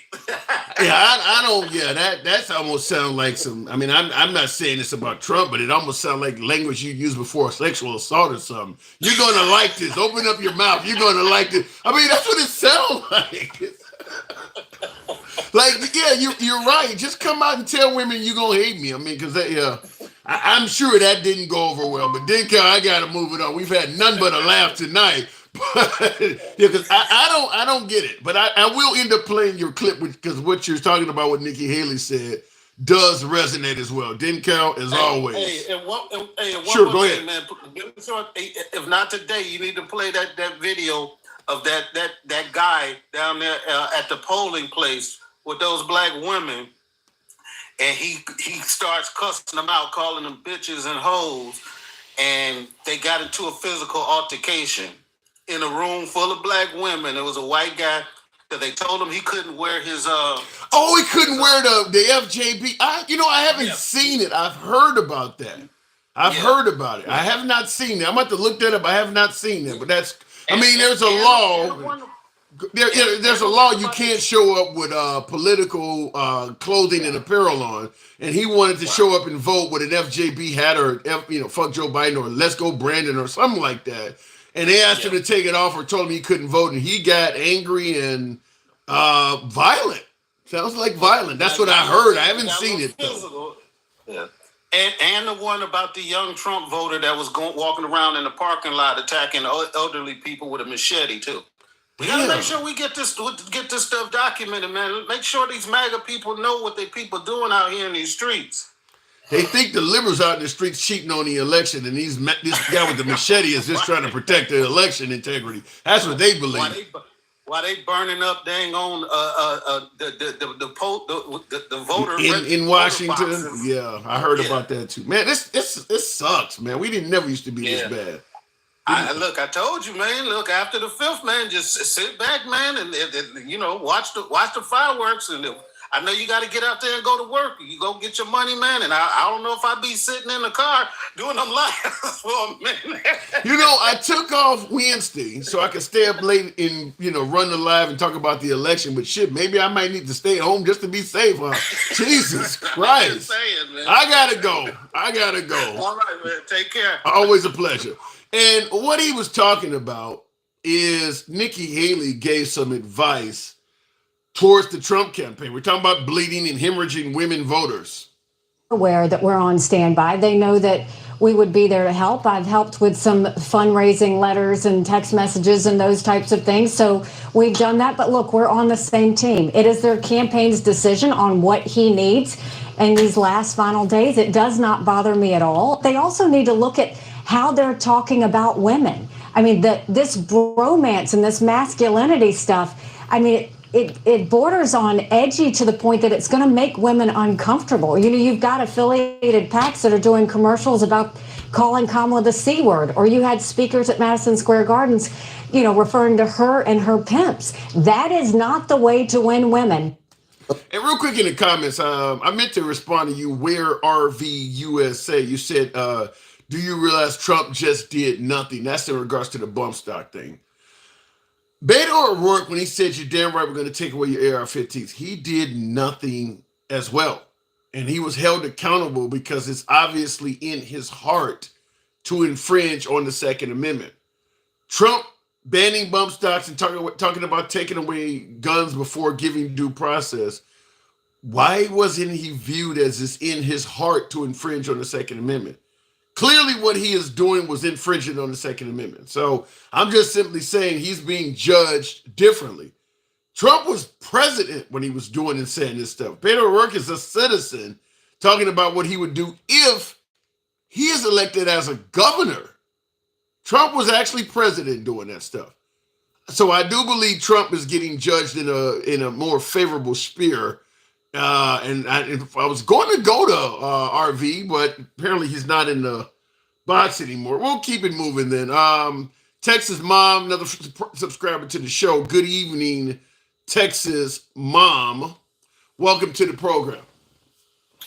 Good evening, handsome. How are you doing? I'm doing good. Why is this race so damn close? Well, like I told you the other day, Trump has issues with women because of the AB issue, but he's gaining male supporters because the women are now wanting their men to be feminists, and men aren't going for that. Women want their men to be feminists. You got to elaborate on that. Yes, because they don't want the alpha male. So they're wanting them to be more feminine, have more, that way the woman can be more dominant. I don't totally disagree. That's why he's getting male votes. Yeah, I don't totally disagrey with you that some women out there do want men to take I won't say they want to be more dominant. They want to be equal. But the way our society has been structured, giving females equality makes them appear as dominant because men are used to being the dominant characters. I don't think women are trying to dominate men. I think women want to be equal, and us men have been on top for so long. Once you gotta share it with them, it kind of feels like men are being oppressed. Well, that's what women are trying to do to the men. But is that wrong for women to seek equality? For women to say, if I don't want to be in the kitchen or if I don't want to be a mom, I shouldn't have to be. If I want that role, if I want to work at a construction site or I want to be on the front lines of combat, is it wrong for a woman to say, if you can do it, I should be able to do it too? It's not wrong for women to want that. But the women have to understand they cannot do everything that a man can do. Okay. You just can't. You just cannot. Our bodies are not made like a man's body. So women can try to be equal. You're not ever going to be equal in the first place because a woman is not going to be equal to a man because a man's body is made different. Their stamina is different. A woman is not going to be equal to a man. Now, you can put yourself as not being a homemaker and put yourself out there in the workforce. There's nothing wrong with that. But these women are now stating, I don't need a man. I don't need nothing.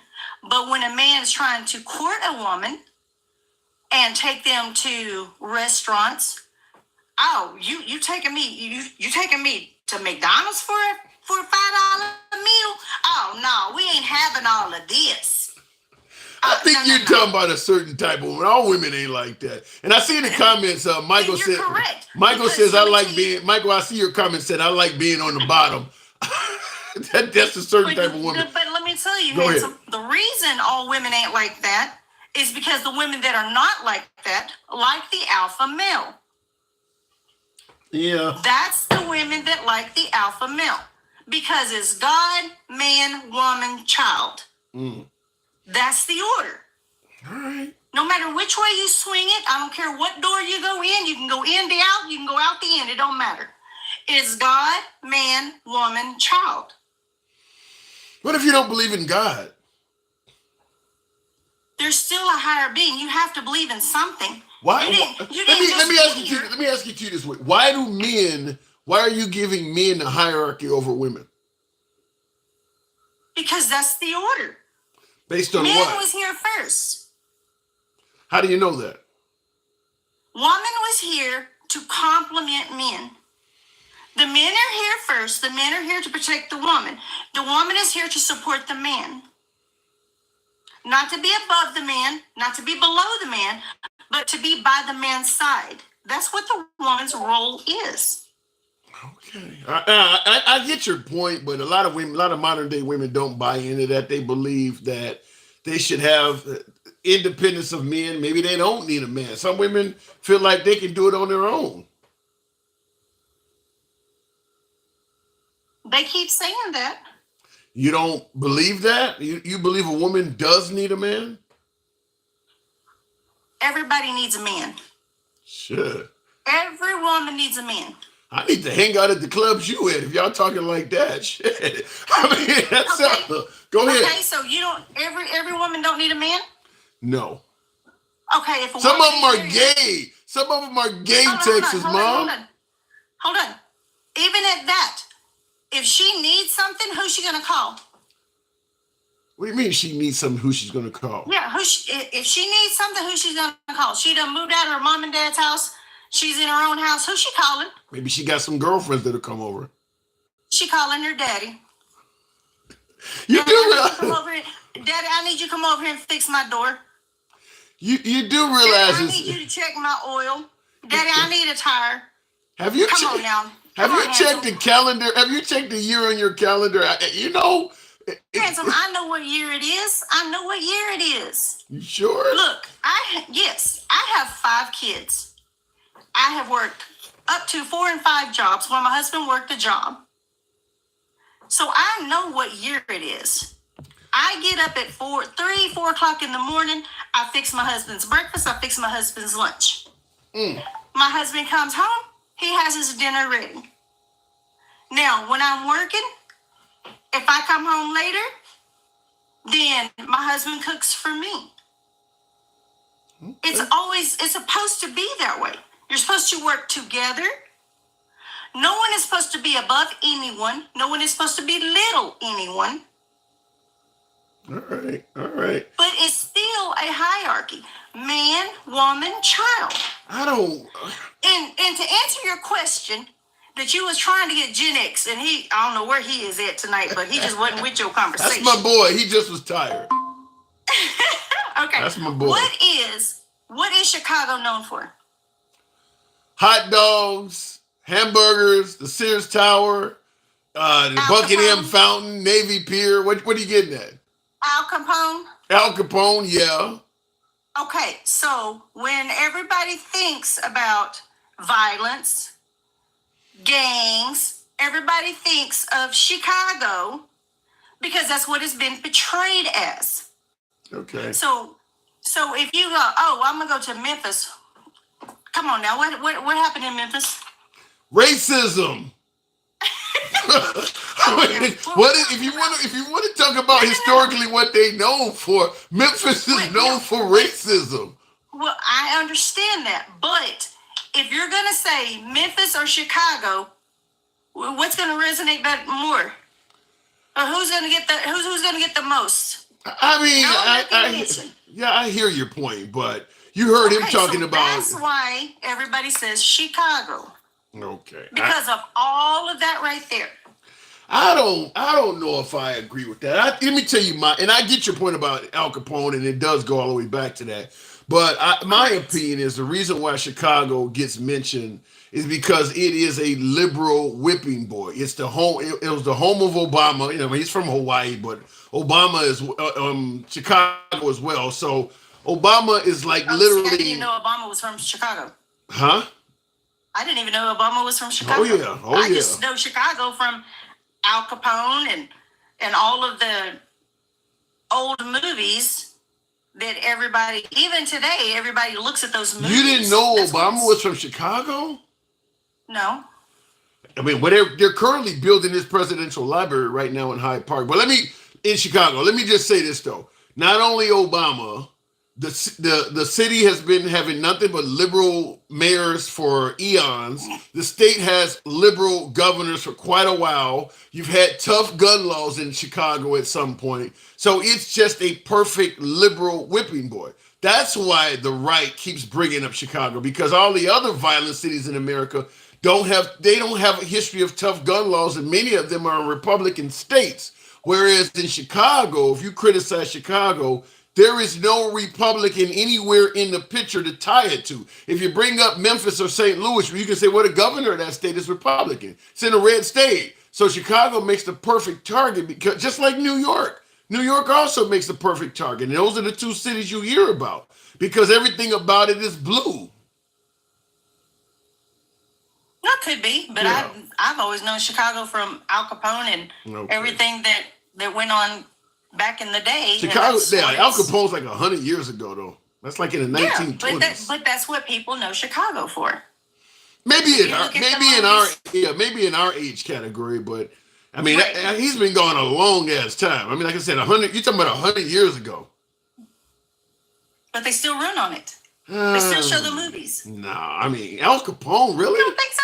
No, that's too far back. My children are in their 20s and 30s, and they love watching the movie with Al Capone and all of that. I mean, I'm from Chicago. I mean, that's my hometown. I mean, Al Capone, you don't hear nothing. I mean, there's so many more modern crimes in Chicago. Al Capone, like Scarface, huh? Scarface. Well, I mean, he ain't got nothing to do with Chicago. Scarface ain't got nothing to do with Chicago. Yeah, but I'm saying, but it's well, he was called Scarface, right? Al Capone was called Scarface.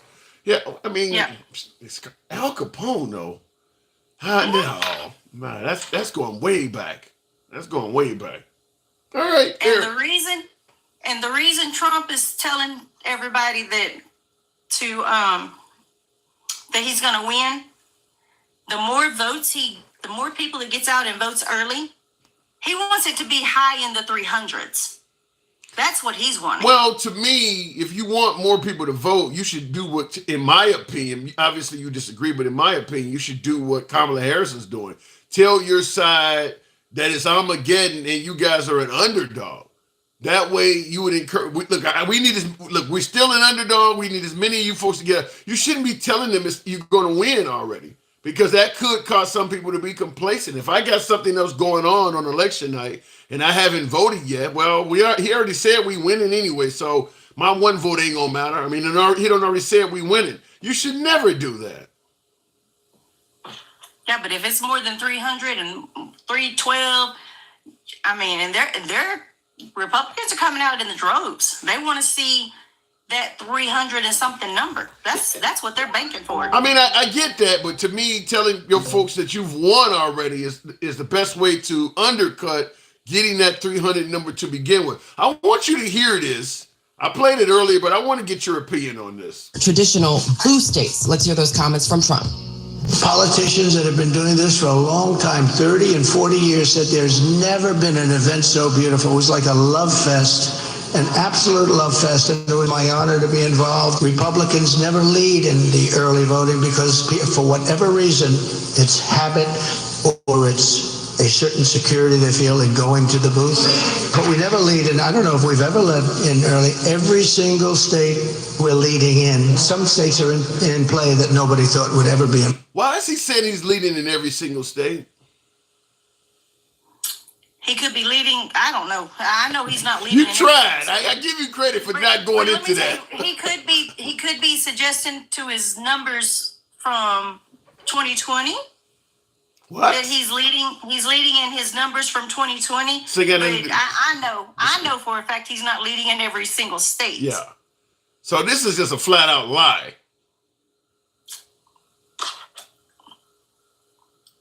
He's trying to be a politician. Which one ain't lying? I thought he was going to drain the swamp and not be a typical politician. Oh, he's not going to be a typical politician. But that's what he's doing here, is what you're saying.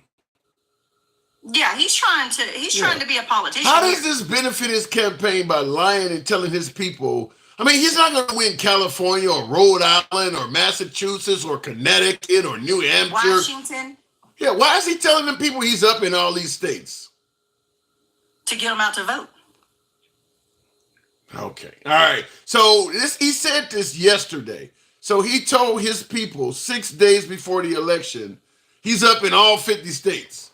Now, on election day, even if he wins, he's not even going to come close to being up all 50 states. How the hell do you explain this? Or does MAGA even require him to explain some of the shit he says? I don't know. I'm not MAGA. Right. I mean, you know, come on, Hansel. We've already had this discussion before. Okay. I'm not MAGA, but I mean, I can't say for MAGA because I'm not MAGA. Okay, fair enough. But I mean, I can just see from me being on the outside looking in, I can see where he's trying to pull this from. That way he can get, if he has 312, 315, if he thinks that they can get that high, then there's no way, or he feels that there's no way that they can't say, okay, he didn't win the election. That's why they're saying too big to rig. So there's no way that they can't say that he didn't win. If he can pull in 300, 302, 312, I mean, it has to be. I think you just spilled the beans in regards to saying that there's no way they could say he didn't win. It's by, if he tells his people he's up in every single state only 6 days before the election, and for some reason Kamala Harris wins, it's pretty easy to convince people that the Democrats cheated. Very similar to how in 2020, Trump was up when I went to bed, and then I wake up and he's losing. That doesn't make any sense, so it shows the Democrats must be cheating. Trump is up in every state, 50-state lead, 6 days before the election, and somehow Kamala Harris wins. That doesn't make any sense. The Democrats would have to cheat. Everybody knows that he's not going to win in California. That's Democrat. I don't know if I agree with that. He's not going to win in Washington. That's Democrat. I just had a viewer on here last night, Texas mom, Trump supporter, who said Trump is probably right about being up in all 50 states. There are people that are MAGA that openly admit to being MAGA, unlike yourself, and they believe what he is saying. I've had viewers on here who do believe what he just said. So for those folks, if they believe he is up 50 states only 6 days before the election, because he said this yesterday, how the hell could the Democrats upset a 50-state lead in only 6 days? There's no way in hell Kamala Harris could ever win and do that. You don't see where he could be setting this one up to suggest that the Democrats cheated? No, that's the reason why he wants everybody to come out and vote early. Okay. And then why is he saying he's up 50 states? In 2016, he didn't tell them to come out and vote early. No, he didn't. In 2020, he didn't tell them to come out and vote early. Yeah, but none of that makes any sense for why this man would lie and say he's up in all 50 states. Hey, I'm not in this dude's head. Okay. All right. I'm just simply saying, if he is willing to make a lie like that, this is why I keep talking about, regardless whether he won the 2020 election or not. He's clearly telling a lie in regards to this election. Even you agree with that. Even though you're supporting him, you agree that what he's saying here is not true. So if he's willing to tell one lie about the election, how many other ones might he be willing to tell? And how many lies has Kamala? That ain't what we're talking about right now, though. It's on both sides. It's both the same. They're all politicians. When do we get to the I'm not a typical politician part? Everything he's just being a politician like Kamala Harris. I thought he was supposed to be different. I thought he's supposed to drain the swamp. He sounds like he's acting pretty swampy. Right now, he is mad. He is mad. So he's going off of his feelings, and everybody can see it. He's going off his feelings. I thought you're telling me Mr. Fuck Your Feelings himself is going off his feelings? Yeah, because he's mad. So when the liberals were mad and in their feelings, they had some kind of derangement syndrome. But now when he's mad and he's in his feelings, it's somehow justified. Make this make sense to me. I'm lost. None of this makes sense. That's what I was telling you the other day with the comedians here and the comedians there and then Joe Biden here. None of it makes sense. Okay. It does not make sense. Democrats are complaining about the Puerto Rico island. Now, Republicans are complaining about being trash, garbage. And here you got old Einstein without his damn glasses on the Democrat side talking about Mexicans are stealing. Ain't nobody mad about that? No, ain't no. And I keep telling you that whole George Lopez thing, that ain't going nowhere. You're upset that George that's Lopez. That's what I'm saying. No, but that's how it works. Same thing. No, it's not. That is not going to get any traction at all. Like I told you yesterday, that's akin to being baffled why black people are not mad that another black dude used the N-word. It's going nowhere. Nobody is going to hate on George Lopez for saying something critical of Mexicans. He is one. It's not going to gain any traction. Well, he's actually Chicano, but it's all the same thing. Right. It's all rhetoric. No. It's all a circle.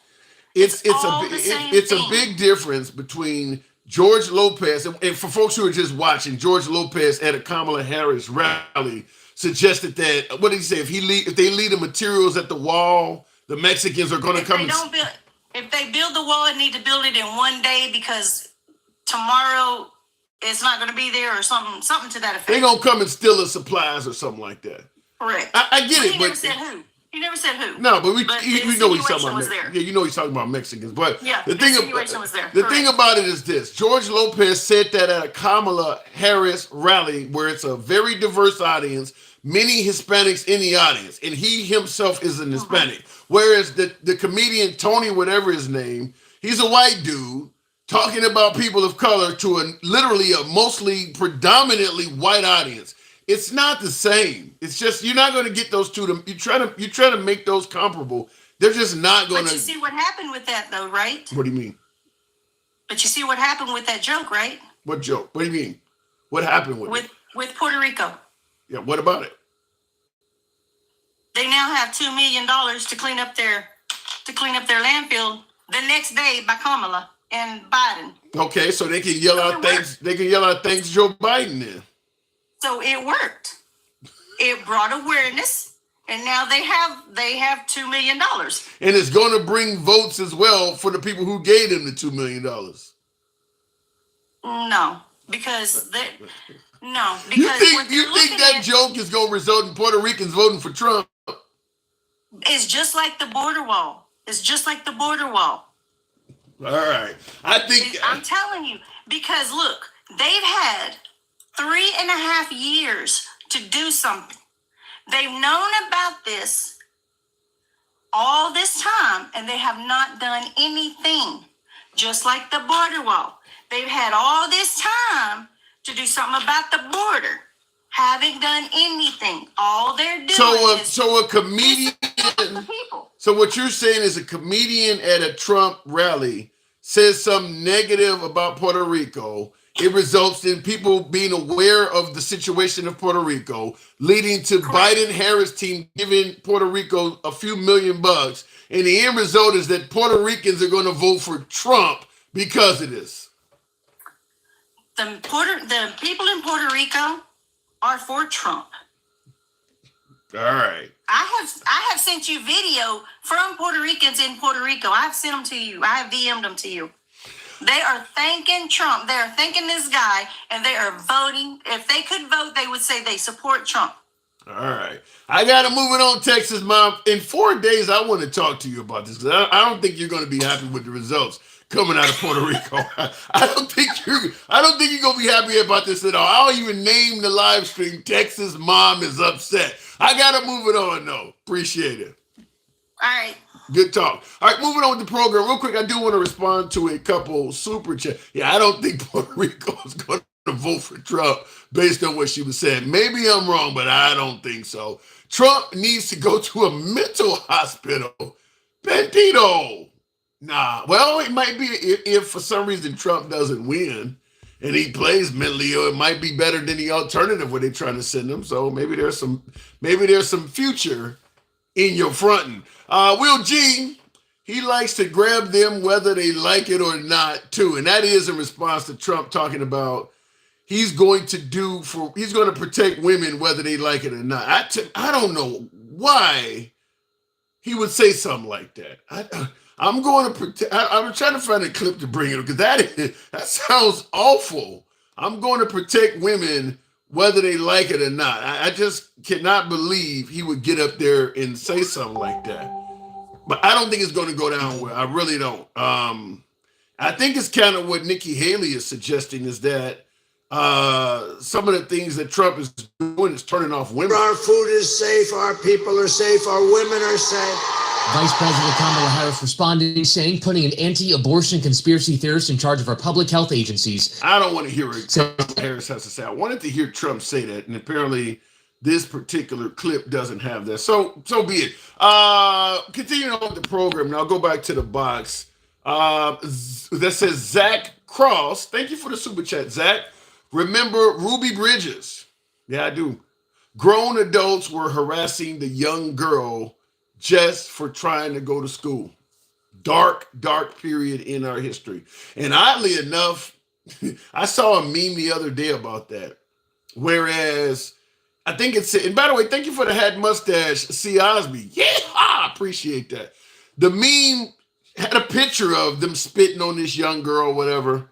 And it said the folks that spit on something. I don't remember the actual quote, so I don't want to butcher it, but it said something to the effect of the people that spit on the young girl, preventing her from going to school, are now older and trying to prevent their grandchildren from knowing they spit on the young girl. So the same folks that did that, it was suggesting that the same folks that was doing stuff like that are now in power and trying to ban books that would tell modern day children they did stuff like that.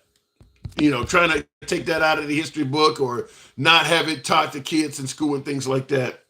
It was an interesting meme. I know I'm butchering the way it was worded. I wish I could bring it up. Anyway, Bandito says Trump's going to flip his wig when he loses. I don't think he has to. MAGA's going to flip their wig. I think with him saying he's leading in all 50 states, I think MAGA is at the point now where I think they believe a Trump loss is unacceptable, whereas Trump has it in the bag. It's not going to, remember when Biden won? No way in hell he could have got 80 million votes.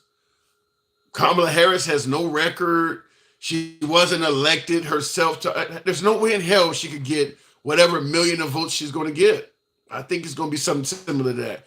Trump is his own enemy within himself, says Bandito 805. Well, I do think his mouth has been a real big detriment to his campaign. I'll agree with you on that. I don't think Trump's mouth has been beneficial to his campaign at all. But at the same time, he is also a very smart campaigner on other levels. I think the garbage truck thing was pretty cool. It helped him out in terms of strengthening his audience. Even the McDonald's shit, because he's trolling Kamala Harris on some of this stuff. The garbage truck is in reference to Biden's garbage can comment. The McDonald's was in reference to Kamala Harris says she worked at McDonald's. He's a professional troll, and he's had a lot of good luck with it. So I understand why he's doing it. I mean, he's had a lot of really good luck with it. MAGA only believe in their God, Trump, says Bandito. I can't disagree. I think that you could have 1,000 government officials saying something, and Trump is saying just the opposite, and I think MAGA would go with Trump. So that's just my particular analysis on what I've heard so far. Dennis Calhoun, there are more women than men. What do single women do? My guess is, you're going to get more single women voting for Kamala Harris than Biden. Than Trump. Because single women also can fall victim to some of those abortion laws. And it's not just abortion, by the way. We keep bringing up that some of that stuff is pertaining to other forms of women's health care. Some of that stuff is pertaining, you saw what was happening with IVF and things like that. It's more than just that. So my guess is the single women category I think Kamala Harris is going to sweep the board when it comes to women, but Trump's going to do very well with men. Dennis Calhoun says election day voters are voting early, no new votes. I don't get what you're saying by that. Election day voters are voting early, no new votes. I think a lot of young folks are being energized. I think there's some new voters out there. I don't know if I agree with that. Trump is in denial. Trump needs to find himself, says Bandito. I would have to ask, in denial about what? I mean, he is competitive. He could win the race. Poo-poo, I know this is poo-poo fuck you. Is it say poo-poo fuck you? Poo-poo fuck you on YouTube says this lady 100p did not care about Puerto Rico until now. 100%? Is that what you're trying to say? Yeah. The idea that the comedian drew attention to the plight of Puerto Rico leading to Biden and Harris giving money to Puerto Rico and somehow they're going to vote for Trump. I really think that's a pipe dream. I really believe that that comedy event has probably cost Trump some Puerto Rican votes. He still could win, but I really believe that it's cost him some Puerto Rican votes. Harris is starting to kick his ass. He is scared, says Bullets 408. I'll go back to the box. And by the way, thank you folks that aren't tapping the screen. We might be able to get up to about 70,000. If you guys tap the screen, smash that like button on YouTube as well. Get us up to about 90. We don't block, ban, or censor. That's how the program is ran. By the way, if you do favor this type of dialogue from all sides of the aisle without any host trying to limit your opinion or dictate how you should say, we're here to hear what you have to speak. We don't believe in dictating what anybody should say. So if you favor free speech from all sides of the aisle, follow the program on TikTok, a subscription on YouTube, if you will. We're here every day until Election Day, generally Monday through Friday, but for now, we're here every day until Election Day, simply because it is indeed the most consequential election of our lifetime. Election night. I know you guys will be scattered all about praying and hoping that the wrong person does not get elected. But if you got a moment, we'll be on here for several hours starting at 7 p.m. Feel free to come on by, partake in a little conversation, drop a comment, and bounce out. Feel free to come through and say hello to your boy. We will be on election night till the wee hours of the morning, specifically for this. Even though I got a day job, I took off on Wednesday. So I'm going to be up in the wee hours of the morning on Tuesday. Hopefully, I don't believe you'll see the election called. I'll go to the box after this, but I don't believe we'll get a definitive or official victory on election night because there's going to be so many court cases and all kinds of other bullshit. But I do believe we will know maybe what happened in North Carolina, maybe Georgia, talking about the swing states, simply because those are on the East Coast and their polls close at 7.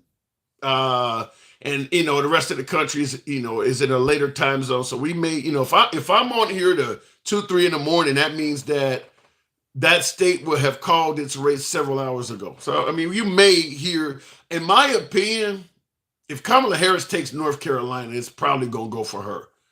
If she loses North Carolina, she still could win. North Carolina was never a swing state for the liberals anyway. It's only recently became a concern when that lieutenant governor, who's African-American, by the way, was promoting slavery and somebody's a black schmatzy and all of that. So North Carolina, by the way, we're talking about Pennsylvania with all its electoral college votes. North Carolina, out of all the swing states, it's the second largest. That's a big state. It's a big state. If Trump loses that, his path to victory is going to be much harder. He absolutely has to win Pennsylvania for a fact if he doesn't win North Carolina. But most of the analysts think he will win North Carolina. We will see. Fastball special. Thank you for the support, your generosity. Thank you. Biden and Harris would be a distant memory if the Democratic National Convention and Obama didn't subvert the will of the people, suggesting that nobody voted for Kamala Harris, which is true. Nobody did vote for her. Bernie Sanders would be our current president. The DNC lost me when they showed me that my vote doesn't matter. I understand the sentiment, but a lot of folks on the Democratic side believe Bernie Sanders got cheated. I get it. I'm not totally disagreeing with it that the Nancy Pelosi's and Chuck Schumer's behind the scenes did something to prevent Bernie Sanders from rising to power and dividing the party. I'll tell you one thing, I bet you secretly the likes of Mitch McConnell, the former Senate majority, I bet you they kind of wish they did the same with Trump because he's destroyed a bunch of careers. I bet you some of the upper echelons of the Republican Party wish they did the same with Trump that the Democrats did with Bernie Sanders. But you are right. Many folks do believe Bernie Sanders was ostracized like that. But in regards to Biden and Harris would be a distant memory if the DNC and Obama didn't subvert the will of the people. I don't know if Obama had any say-so in Kamala Harris getting elected. That's speculation. But in regards to Kamala Harris not being voted in, I think the issue with this is most of the folks that are pissed off that Kamala Harris got the gig without being voted in are not going to vote for any Democrat. Fact is, if Kamala Harris had to get voted in, okay, Joe Biden, June 27th, gets trounced in a debate with Trump. He's clearly not fit for the job. So from June 27th on, to replace Biden, let's say the liberals did what the right wants to be done. Pick a candidate and let the people vote and decide. That gives not only the right a chance to maybe interfere in the democratic process, but it also makes it so that all of the Democrats are going to be beating the shit out of each other. You got Gavin fighting against Whitmer fighting against Kamala Harris fighting against, maybe Christian Sinema or another Democrat. This is what the right wanted. I understand that. It's beneficial to the right if there's an actual vote. So whoever ultimately wins that vote is beaten up because they've been fighting with all the other candidates for the last 2 months or whatever. Plus, that takes more time. But the people who are complaining that there was no vote, as I stated before, you're not going to vote for any of these people anyway. Okay, yeah, you're right. Kamala Harris did not get voted in. But if she had, you're not going to vote for her. If Gavin Newsom had got voted, you're voting Trump. So the people who are complaining about it, they have an ulterior motive. It's not to make sure the Democrats have a properly elected candidate, because you're not going to select any of them. The purpose is to make sure that candidate has been put through all kinds of rigmarole and had to fight. That only benefits the Republican Party. What the Democrats did was unify behind Kamala Harris, and the right obviously doesn't like that. I get it. They don't like it, but yeah. And by the way, when the left went and voted for Biden, you don't just vote for Biden, you vote for Biden-Harris. So if something happens to Biden, Kamala Harris is going to be the next one that steps up. So if for some reason, let's say the right was able to use the courts somehow and say Kamala Harris can't get the job, she has to be voted in. This is, unconstitutional or something like that, which is what some folks on the right have been saying. It's unconstitutional to just give her the job. All Biden has got to do is say, look, I'm sick, or I got dementia. I can't do it. By law, she's the next step up. Just like if he was to get shot or something like that. By law, she becomes president. So even if they did what the right wanted, Biden has an out. All you got to do is just step out and claim he's mentally ill, and now she's president right now. So I think it's like this. Whether Kamala Harris got voted in or not, my guess is there's probably at least 50 million voters that Kamala Harris is going to get that are simply never Trump votes. Meaning that you could put Whitmer or Gavin Newsom or a host of Democrats in place of Kamala Harris, and they're going to get at least 50 million votes or more, just simply because those people don't want to support Trump. Liz Cheney is going to vote for any Democrat that you put up there right now. She does not like Trump. I would not be surprised at all if you had folks like even Nikki Haley behind the scenes not telling folks what she's doing in the vote. I mean, there's a lot of folks that are around Trump that, in my opinion, are not fans of him. I mean, at the end of the day, his whole administration is likely voting, either riding it out or voting for Kamala Harris. Ambassador Bolton, Omarosa, Scaramucci, all of them folks. Spicer. It's hard to believe any of them folks are voting for him. They might not vote for Kamala Harris. They may sit it out, but most of his administration is on record saying he should never be president again. So even if there was a vote where she was, whoever they vote in, I think a Democratic dog is probably going to get at least 40 million votes. It's that many people that don't like Trump. I don't think they're voting for Kamala Harris. I think they're voting against Trump. Real quick in the comments before I go to the box. What about those Republicans who got pushed out in favor for Trump in 2020? They don't know that. I don't bring it up much, but there were 4 Republicans that wanted to primary Trump in 2020. And several Republican states just automatically gave their delegates to Trump. So when we talk about Kamala Harris, there was no vote. There were people that wanted to run against Trump, and they didn't get a fair shake either. It didn't get a lot of news, but it did happen. Let me go back to the box. MAGA reacts. Good evening. Welcome to the program. Why is this so close? It said Texas says that's not the same. Yeah, but it's not fair for those people that wanted to run and got prevented from running. It doesn't matter if it's the same or not. It's not fair to them. They wanted to run as a Republican candidate, and the voters never got a chance to decide on it. It's not fair. MAGA reacts. Good evening. Hey, how are you? Hey, doing good. Why is this race so damn close with Kamala Harris not even having a record to run on, as many would say? I mean, she's genuinely, I truly believe she's genuinely a bad candidate. She's very bad at answering questions. She hasn't done an interview over an hour, and even the 1 hour ones are always with like her best friends, like Charmaine the God.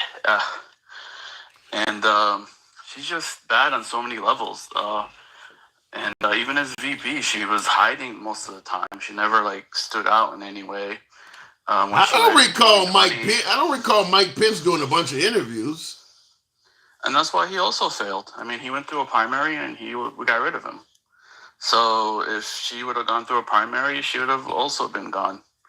And I think RFK would be the Democrat candidate if they didn't actually screw him over too. No, not going to happen. He started out it's not going to happen. I mean, right now, the reason why I say no to RFK is he's not running on it. If you talk to Democratic voters and ask them their top 5 issues they're concerned with, RFK ain't even talking about none of that stuff. He's talking about vaccines and the improper ingredients in children's foods. Democrats, that's not even on the top 50 list of what Democrats are concerned with. He's not running on any of the issues. Well, that's now. Like if he started out with like 15% of the vote, more than anybody else. And if they had a real primary, he could have, actually been a lot better, and he could have increased that. He would have started talking about these things if they had a real primary. But because they didn't, he didn't need to. And as a third party, you just concentrate on what you really care about and none of the extra stuff.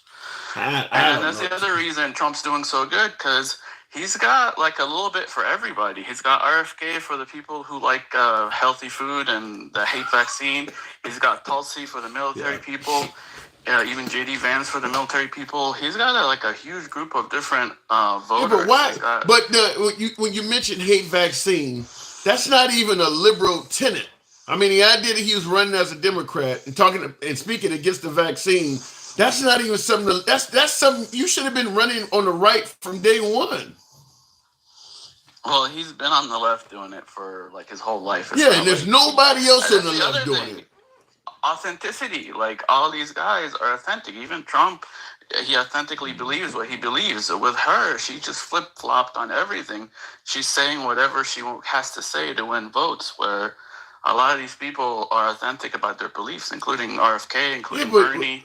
What if that's why? What if you were authentic about something that everybody else thinks you're crazy about? Like Trump saying he is up in all 50 states.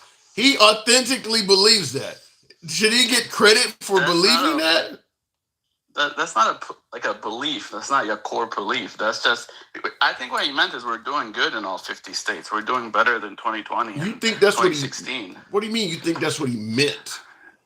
I don't know where the quote came from, so I can't really explain it to you. If it was me and I was listening to it, he's probably saying we are doing much better, especially since we're doing, Republicans are doing early voting and mail-in voting. We are doing a lot better than we did in 2020. And, and I see we're actually doing really good in all 50 states doing early voting. Okay, so maybe that's what he was talking about, but I didn't hear the quote. So we'll make that happen. But I see in the comments, Dennis Calhoun says the length of an interview is not a requirement, because you were talking about Kamala Harris has never done an interview over an hour. But I want you to hear this quote, since you said you've never heard of it, and we'll talk about it. Comments from Trump.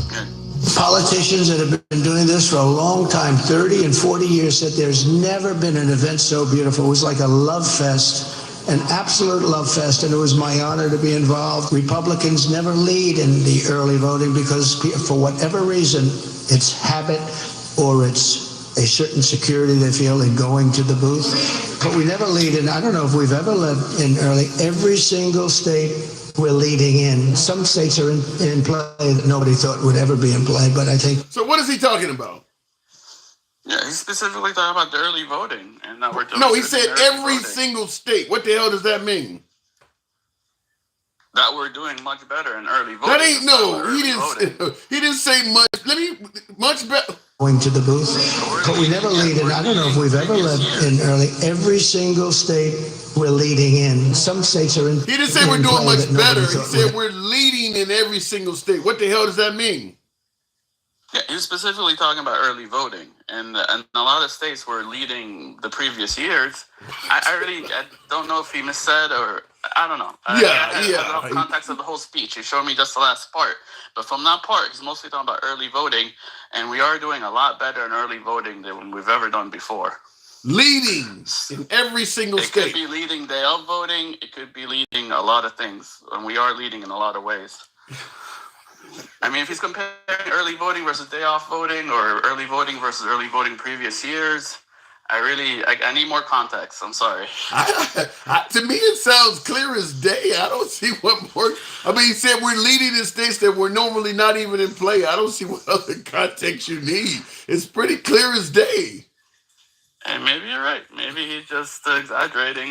Yeah, there you go. That's the answer. That's the number one answer, as Steve Harvey would say. He's exaggerating, a.k.a. lying. What he said is not true. I got to hear the whole speech, and I need time to digest it. Off the little clip I heard, I can't tell you 100%. All right. And I see the comments. Go ahead. Sorry, I want to bring up the other thing with the women's security thing. I heard most of that, and I think it had to do a lot with just general security, like protection from honestly immigrants that are coming in and committing crimes, and protection from just crime in general. It's like you could hate the police, but they're going to protect you whether you like it or not, and that's how he meant it. You know what I mean? He said he's going to protect women whether they like it or not. My other theory is he's going to talk about protecting women whether his handlers are like it or not, is what he meant to say, because the whole time he's talking about how these handlers don't want him talking about protecting women. I gotta say, if I ever get in trouble, I need MAGA on my side, because you guys are good. Like, no matter what's going on, you can come up with it. Now, if Biden says some of this same bullshit, you would have a whole different take on it. But when Trump says it somehow, some way, I mean, like what the woman was saying earlier, is that because of the comedian, they've now given money to Puerto Rico, and somehow that's going to make Trump get Puerto Rican votes. I need MAGA on my side. Listen, my best friend's Puerto Rican, and he's more MAGA than I am in some days. Most of the Puerto Ricans I know are actually voting for him. I live in Miami, Florida. Or they're actually Yorker Rican is like what they like to say, or what he likes to call himself, a Yorker Rican. And a lot of them were voting for Trump. And I asked him about that joke, and then he knew that guy's comedian. That guy's not, like I told you last time, that guy's not MAGA. And people there weren't laughing. And I don't know. So do you think at the end of the day that Trump is going to get more of the Puerto Rican vote? Oh, I have no idea. I really don't know. I know how the Puerto Ricans around here like him. I don't know how all the Puerto Ricans like him, especially the ones in Puerto Rico. I think he might, because they don't care about immigration because they're Americans. Yeah. And they care about security. They care about good economy. He might do good with them, but I wouldn't say that based on the facts of the jokes. Yeah, you raise a good point about immigration is not an issue because they're all American, which was why I brought up when it was said, like, why was Puerto Rico even brought up at that rally? They ain't got a damn thing to do with illegal immigration. It was just an attack on another Hispanic group of people. They ain't got nothing to do with coming here illegal. They're born Americans. They should have never came up at that rally. Look, that comedian was like the first one up. No one was supposed to even hear it. Like, that's like the bullshit guy you have at the beginning to fill the time. And that's like regular. I found out after from Joe Rogan, that's like a regular joke of his. And Joe Rogan was telling him, this one's going to get you in trouble. This one's going to get you in trouble. And he told it the night before. It wasn't good. Nobody laughed. Then he said he'll probably do better at the rally. And then he expected a racist joke to do good at the rally. It didn't even do good at the rally. And all it did was hurt Trump. And Trump didn't even say it. Most people act like he said it. Like, every time I hear someone talking about it, they make it sound like he said it himself. Well, what did you think was going to happen? You think if Kamala Harris threw a Democratic rally and she hired that same comedian and that same comedian used that same joke, you don't think Trump would be trying to tie that to Kamala Harris? Oh, for sure. Right. For sure. It's politics. They're politicking. That's what happens. Yeah. So for MAGA, like it's just a joke and the Democrats are reaching, you know damn well what would be happening if the Democrats make the same mistake. That's what politicians do. I got to move it on. But and I do agree it's just a joke. But this is what happens in politics. One last thing. There's a huge, they hired him. They weren't paying too close of attention to him, and that's how this happened. And then on top of that, there's a huge difference between Joe Biden calling all Trump voters garbage versus some random comedian that's not even MAGA that they hired by mistake doing it, you know? Well, two things. So First of all, Joe Biden, if you don't like him calling Trump supporters garbage, don't vote for him. He's not running for president. That's not, and they're trying to, because you're saying the comedian said it, Trump didn't say it. Well, Biden said that, not Kamala Harris. Yet the right is trying to tie Biden's comments to Kamala Harris. So, like I said, what's good for the goose is good for the gander. But also, too, here's what I don't get. And he's still head of the party or semi-head of the party. Okay, still, you know. But Kamala Harris ain't got. What are you going to say? That everything he says, Kamala Harris must take the fault? No, not her, but it's still how the party feels in general. Like he still represents a huge chunk of the party because he's still the president of the United States. Yeah, but here's what I don't get. Trump has called the Democrats fascists, Marxists, communists, socialists, libtards, fuck your feelings. But then when the liberals call him a garbage, call his supporters garbage, it's suddenly wrong? I mean, all of the names... Trump calls specific people all those things. He's always attacking specific people where the Democrats are calling, like, even Biden, he had that speech where he was making MAGA to be out the terror, like domestic T word, So when Trump does it, he attacks specific people. No, he doesn't. He calls hold on. He calls whole cities a shithole. He said America is the world's garbage can. That ain't specific people. That's the whole damn nation. He's usually more specific with it. It could be 99% of the time, it's usually a specific person. 99% of the time, he's talking about liberal cities or shitholes. Okay, so it's still not everybody. It's not. That means we need to clean up the city. Like a city being dirty is because the people there are not taking care of it. So the government there is not taking care of it. So it's not everybody. It's not everybody. It's a large percentage of them, though. When you call someone garbage, that's how they are. But when you call a city garbage, that means it needs to be cleaned up by the government and by the people. There's a difference. Like he wants everyone to love him, so he doesn't really go around insulting people in general like that. He's always very specific. I guess you don't feel that way because you're not really paying that kind of attention to him. But you're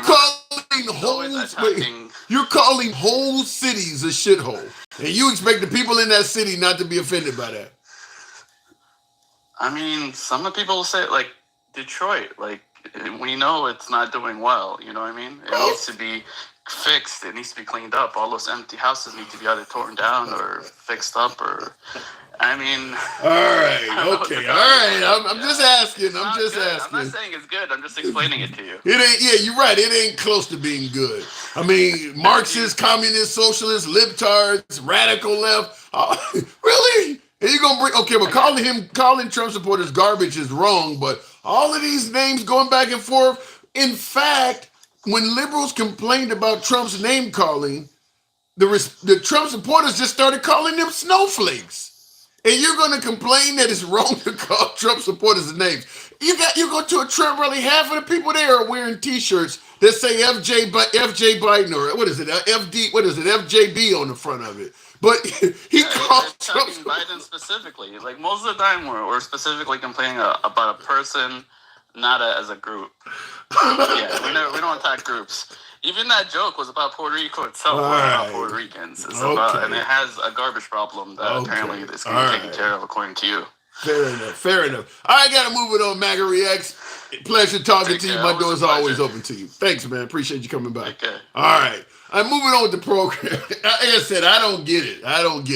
You called Trump garbage, or what was the other one? Ultra MAGA. He had the red background, and Biden's getting chastised, for calling Trump supporters garbage. I mean, all of the names that Trump supporters call Biden, everything from, I said, Marxist, fascist, socialist, communist.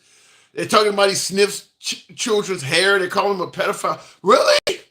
And if Trump was being called all these names and he said something back, MAGA would be like, listen, as many names as you guys called him, he's entitled to defend himself. But the old guy with dementia that don't know where he's at, you're making fun of him falling down, he can't say nothing back at all. God. All right, let me continue on with the program. I gotta say, that's kind of humorous to me in my opinion. Real quick on these super chat. Moogly says, why are Trump supporters always trying to explain away Trump's crazy comments? I don't have an answer for that, Moogly, other than to suggest that what you're saying is true. I do believe he could shoot somebody on the middle of Fifth Avenue, and people will be like, I need to see the context of it. Let me see, how was their relationship? Okay, yeah, he shot the guy. All right, what was their relationship like? No, not today. Like last week, did they have any meetings before, prior? Did he get threatened? Has he been around Milan? I mean, this is what would happen. I do believe that. I do believe it. I see in the comments, First Watch says you're lying. All right, we'll talk about it. Casey, thank you for the super chat, says MAGA should never have become a part of the political landscape. And for a bit of humor, when you ask AI what Trump would be like if he were the complete opposite, it says the perfect president. Really? Damn.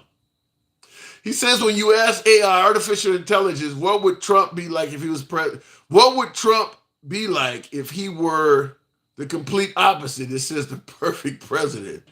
Yikes. I have not heard that. Tim, you need to regroup. Good Lord. I'm being told things that are funny there. I can't help it. I'm laughing because I'm hearing humor. Let me continue on with the program, though. What did I say? Is Andy. Good evening. Welcome to Andy. Good evening. Welcome to the program. You're up late. Good to have you on. Andy. Well, hello, and I'm not up late, actually. Okay, fair. Yeah, we've talked to some I'm a weird night hours. owl. Okay, fair. I sleep in the daytime. I'm a vampire. So why is this election so damn close? I'm not sure that it is. There's a lot of polls that are garbage that have been aggregated into 538 because early voting shows that Democrats are outpacing the Republicans by a lot. Really? Wow. And women are voting 5 times to 1 the number of men. So you think the chicks? I told you. You think the chicks are packing? Well, between now us and with the help we're going to get for the Puerto Ricans, it's going to be pretty easy. Now, I just was told by a previous caller that the joke that was told at the Trump Madison Square Garden rally about Puerto Rico being a garbage island or whatever the case may be has led to Biden and Harris giving $2 million for the restoration of Puerto Rico. And the Puerto Ricans are so happy that Trump's comedian drew attention to their plight that they're going to vote for Trump. My co-host is Puerto Rican, Mad Woman, generally on my show. Yeah, go ask their music people and all what they think. You know, the one that Trump thought was a girl. Yeah, you're talking about what the hell? I did a video on him earlier. I know who you're talking about. I do know what you're talking about. Trump said she was sexy and it was a he. Yeah. Oh yeah, they have put him on blast. Yeah, he changed his tune. He's now disavowing Trump. And I would like very much for these Republicans to know that you have a political rally. You are responsible for everything that goes on in that rally. Just like in the presidency, the buck stops at the top. Yeah. Nicky Jam. Yeah, that's who it is. Somebody wrote in the comments where yeah, I want you to at the top.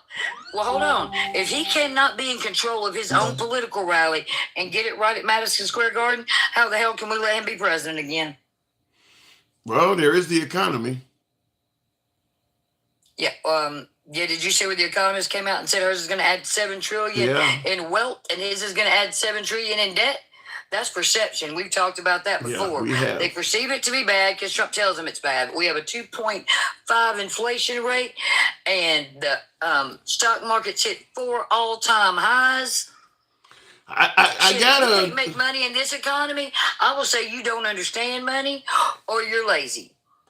Well, I'm just going to say that what you're saying, while I see some validity in it, is working for Trump to keep touting that the economy sucks under Biden. And it's actually Well, I working. mean, yeah, because he's literally, okay, look, he's got Michael Flynn running around this country with Roger Stone, Alex Jones, Greg Locke, and they're calling it the Reawakening Tour, and that's just a few. There are like 40 preachers. It's Reawakening Tour, Michael Flynn. And if you look on Thrive TV, it'll give you a list of all the people that are there. Go look at that who's who of conspiracy theorists and MAGA people and the crazy preachers who all want women to be subjugated are all on tour together. That's why Trump did not have to go to Oklahoma and Nebraska and all that. Flynn took care of it for him. Yeah, they already. Yeah, they And already. look, I on don't board want to hear anyway. them talking about how broke they are. They said that Roger Stone is standing there with bags after he speaks, and they're just throwing money at. They're selling purses to MAGA women that are beaded for $500 in the shape of a pew pew or the Titanic. They're spending $3,300 on those vibrating things. They're not broke, handsome. Don't They're ever not. tell that. But this They're is why. full of shit. That's This is what why. they But are. this is why I always push back against my liberals who suggest because Trump filed bankruptcy, he's not a good businessman. MAGA merchandise is a multi-million-dollar company. I mean, But he's not selling it. Most of that's coming from other people. it's being Individuals that are smart are selling it on the road. Trump's not making money off that. He's making money off the shoes and the watch and shit. He ain't making the money off that. hats. The hats, Andy. He's making a those killing. made in China hats. Like that's make America first, made in China. I didn't want to. That I just said, says listen. it all I'm right not. there. I'm not trying to say what the product is Hold made. on, hold wait, on. hold on, wait. Made a Oh, no. Wait a minute. I am saying MAGA merchandise is a multi-million-dollar business that Trump is making money from. He's making a killing off of that. He licensed his name. That's all he's ever been good at. Let's be honest. Go look. No. There's a guy on TV. You can go look it up on YouTube, and he goes, I ask AI. And he asked AI about Donald Trump's presidency, and it broke it down year by year and basically said everything he did wrong and said if he'd done this, this, and this, he'd still be president. And you know what? AI was right. We're really gonna judge Trump based on a response from AI? Let me finish. It pointed. Well, it's learned. It takes all the. Look, it's learned how whales talk. You don't think it's smart enough to analyze a presidency? And one of the first things it said was his tariffs were already causing inflation before the global inflation kicked in. I can't. I don't know if I can take AI seriously. You can program AI. Depends on who programmed AI and how. You can program the metrics that AI operates you don't program off of. AI. It learned. You don't understand it, so I'm just gonna let it go with that. All right, we'll leave it at that. Now, see your comments, I'll explain Bandito. it to Hold you. on, My hang on, husband Andy. is a Andy, computer hold on. software. Hold on, Andy, Well, Andy, my hold on. husband is a Hold on, senior Andy, computer Andy, software hold on, architect. hold on. Let me get in here. Bandito, thank you for, I see the super chat says Nikki withdrew his endorsement for Trump. We were talking about that. But what were you saying, Andy? AI learns from the information it gathers from the internet everywhere. It doesn't get programmed into it. It's not that. It doesn't work that way. Now, like when they compared what it said about Trump on Elon's AI to ChatGPT. Now, ChatGPT only gave him a 2 out of 10 score for the presidency. Elon's only gave him a 5 out of 10, and even it pointed out his mistakes. All right. I'll leave it Even at that. Elon's own AI pointed out that Trump was a shit president. I thought that was rather amusing. Hey. So you can push back on what they think, but what they think and the number of them in reality is small, because I've never in my life seen Republicans coming out screaming country over party. Like, that's brand new. That's never, ever happened in my life. That Republicans are saying they're going to fucking vote for the other party because they think their candidate's so incendiary. There is a let's lot talk of about them. one other thing. The recent October surprises that have come out. Like Trump giving the test for COVID to the damn Russians for us. Yeah. I think the biggest October surprise on Trump, it ain't Jack Smith. I don't think it's the COVID test. I think it's that Puerto Rican comedian. I think that's the biggest October surprise because it's so damn close to the election. Well, there's also the donor's daughter he groped that's on film. Yeah. What? Yep. He ain't got sense. God gave a goat. So I don't know why y'all keep up here acting like these people up here giving every. I walked in, heard that excuse. Oh, Trump's not responsible. What the comedian says. Yeah, that's Trump's problem. He's never responsible. And until he can become responsible, he cannot be president. If you cannot own your mistakes and do better, then you're not fit for the office. He is literally a narcissist, so he will never take responsibility. But people like that. Was asked, people like that. He was asked one time, "Did you ever ask for forgiveness?" And he actually said no. And they were talking about God. Yeah, he said, "I've never asked God for forgiveness." People like that in him, no Andy. They like that. Well, then what does that say about the state of America where we've lost our morals and we don't care about people and we only care about our wallet? Because we all know Republicans are the party of me and not the party of we. No. And the party of me ends up costing them more than if they had been generous and kind, which is absolutely sad because if we had universal health care, it would catch the problems before we got so sick that it was so expensive on the back end and that people would be healthier and live longer like in other countries. You've seen it. Yeah. I can't argue with that, but we're not. You said, what's the state of America? State of America is we are now a MAGA, different country now. Perhaps we're about to be on the cusp of becoming a MAGA, no longer America. We're about, say it with your whole chest, Tim. We're on the verge of being fascist. Oh, shit. Ouch. Ouch. Trump fits the 14 points of fascism. I didn't write them. I have heard that on the program. I got to move it on, Andy, but I have heard that. Thanks for coming through. And by the way, Tim, like I said, women are coming. Don't discount us. And when this election's over, I will definitely be back to be smiling. All right. We'll be talking. If you got a moment, come through election night. I will be on for several hours on election night. Marin says Miss Mobetta is going to vote for Gen X and his sandwich. I have got to make me a sandwich merchandise out there. That comes up a lot on the show. Fastball special. Immigration. Oh, excuse me. You start talking and shit. Immigration is a mess. If the process was reasonable, and I got the hiccups. If the process was reasonable, there wouldn't be so many illegal immigrants. $10,000 to $20,000 is excessive when some ancestors came here with $20 in their pocket. That is true. And I don't think that is the aim of a Trump administration, is to fix the legal immigration mess. My opinion, Trump's aim is to reduce the amount of people coming here across the southern border, legal or illegally. I just think he don't want as many of them here, period. Legal or, because he's talking about sending the Haitian migrants back. They're here legal. In fact, most of the folks that Trump and MAGA are referring to as illegal immigrants are not here illegally. The overwhelming majority of immigrants that have come here under the Biden administration are asylum seekers. They are not here illegally. Those are legal people. Now, they're undocumented. They're not illegal. If you are an asylum seeker, you are an undocumented immigrant. You're like when Texas Governor Greg Abbott and to a lesser degree Ron DeSantis of Florida, when they were busing all those migrants up to Chicago and New York, those were undocumented immigrants. Those were not illegals. Trump and MAGA are calling them illegals. They're not here illegally. They have court cases coming up. Now, if they don't show up to the damn court case, which many people don't believe they're going to show up because they probably do not have a legitimate case to be made for why they should be to stay here under the asylum grounds. So they would be deportees. But until that point happens, they are not here illegally. Same thing with the Haitian migrants in Springfield. They are not here illegally.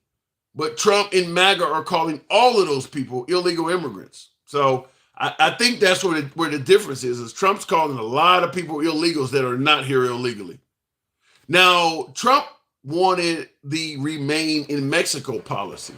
So if you want to claim asylum or whatever, you got to do it from your home country or something of that nature. You can't come up to the border, talk to a member of Homeland Security or ICE or something like that, plead asylum, and then be let into the country and given a future court date. Trump doesn't like that. I get it. A lot of Americans don't like that. But once Biden made that the way things are, they're not illegal anymore. What Trump's case is, he doesn't like the laws under the Biden administration. You don't like the law, but it is legal now. They're not illegals. They're here legally. Most of the people that Trump, like I said, most of the folks that Trump and MAGA are referring to as illegal immigrants, they're not here illegally. They are undocumented. Looking at the comments, 65 years ago here in Georgia, it was only black and white, says Kenneth Walker. Here's my take on this. And this is going to be somewhat harsh. Maybe some of you folks may agree. Others folks may think I'm full of shit. You know we run an uncensored program. But I do want to say this. Once the English settlers, aka colonizers, had come to this country and defeated the Native Americans and had control of this nation, like I said, you're not going to like this part, but my take is you could have kept it as white, Christian, as the founding fathers intended. If you just had have done your own damn labor. First, you bring over folks that look like me, and we're going to bring our culture and things along with us. Then once we get free, then you're fucking around with the Chinese, or you're trying to get free labor out of the Hispanics. If the original colonizers, once they defeated the Native Americans, had done their own damn labor, you wouldn't have these complaints. All of these people you're bitching about are not the fault of the people you want to blame it on. It is the fault, you're not going to like it, but it is the fault of your lazy ass ancestors trying to get people to do their shit for free. You got motherfuckers making your damn beds and breastfeeding your fucking kids. Blame it on your ancestors. If you want to replacement theory, anything you want to name, it did not have to happen if they had just did their own fucking labor. That's it. Would have been a white Christian country through and through. Would have looked like fucking Scandinavia. But they were too lazy. They wanted to exploit people. They wanted to get shit done for free. They didn't want to pick their own crops.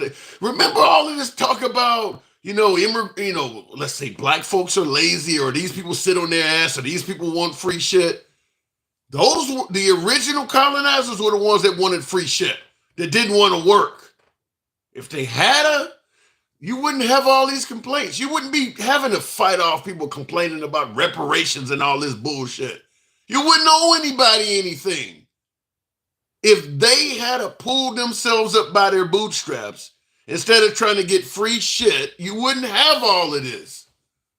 But now you got modern day folks bitching about being held accountable for the sins of their ancestors. I get it. You didn't have nothing to do with what your ancestors did. I get it. But your ancestors live high off the hog on other people's backs, and some of the descendants of them people are pissed off about it. Maybe there's nothing you can do about it. I'm not saying I'm not defending reparations or none of that shit. So don't say I'm trying to talk about giving reparations. I'm just simply saying if the original colonists had did their own damn labor, you wouldn't have all these problems that you're bitching about, of how the country is going this way or going that way. It would be white, straight, and Christian. It would be the shit you want. Don't blame all of these groups that didn't have to come here. Blame the ancestors that brought them here, many against their damn will, because they were too lazy to do their own labor. Like I said, you got people making up your fucking bed and shit like that. So I don't want to hear, well, we needed somebody to help pick the crops.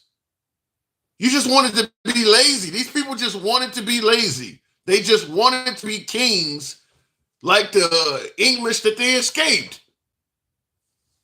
So there you go. That's how it turned out. Like I said, you're not gonna like it. I just wanted to run it by you. It didn't have to go down like this. A lot of the things that people were complaining about now, it didn't have to. You wouldn't have to worry about kicking all these people out. They wouldn't be here. Even right now with all these Hispanics that people are bitching about, why are they here?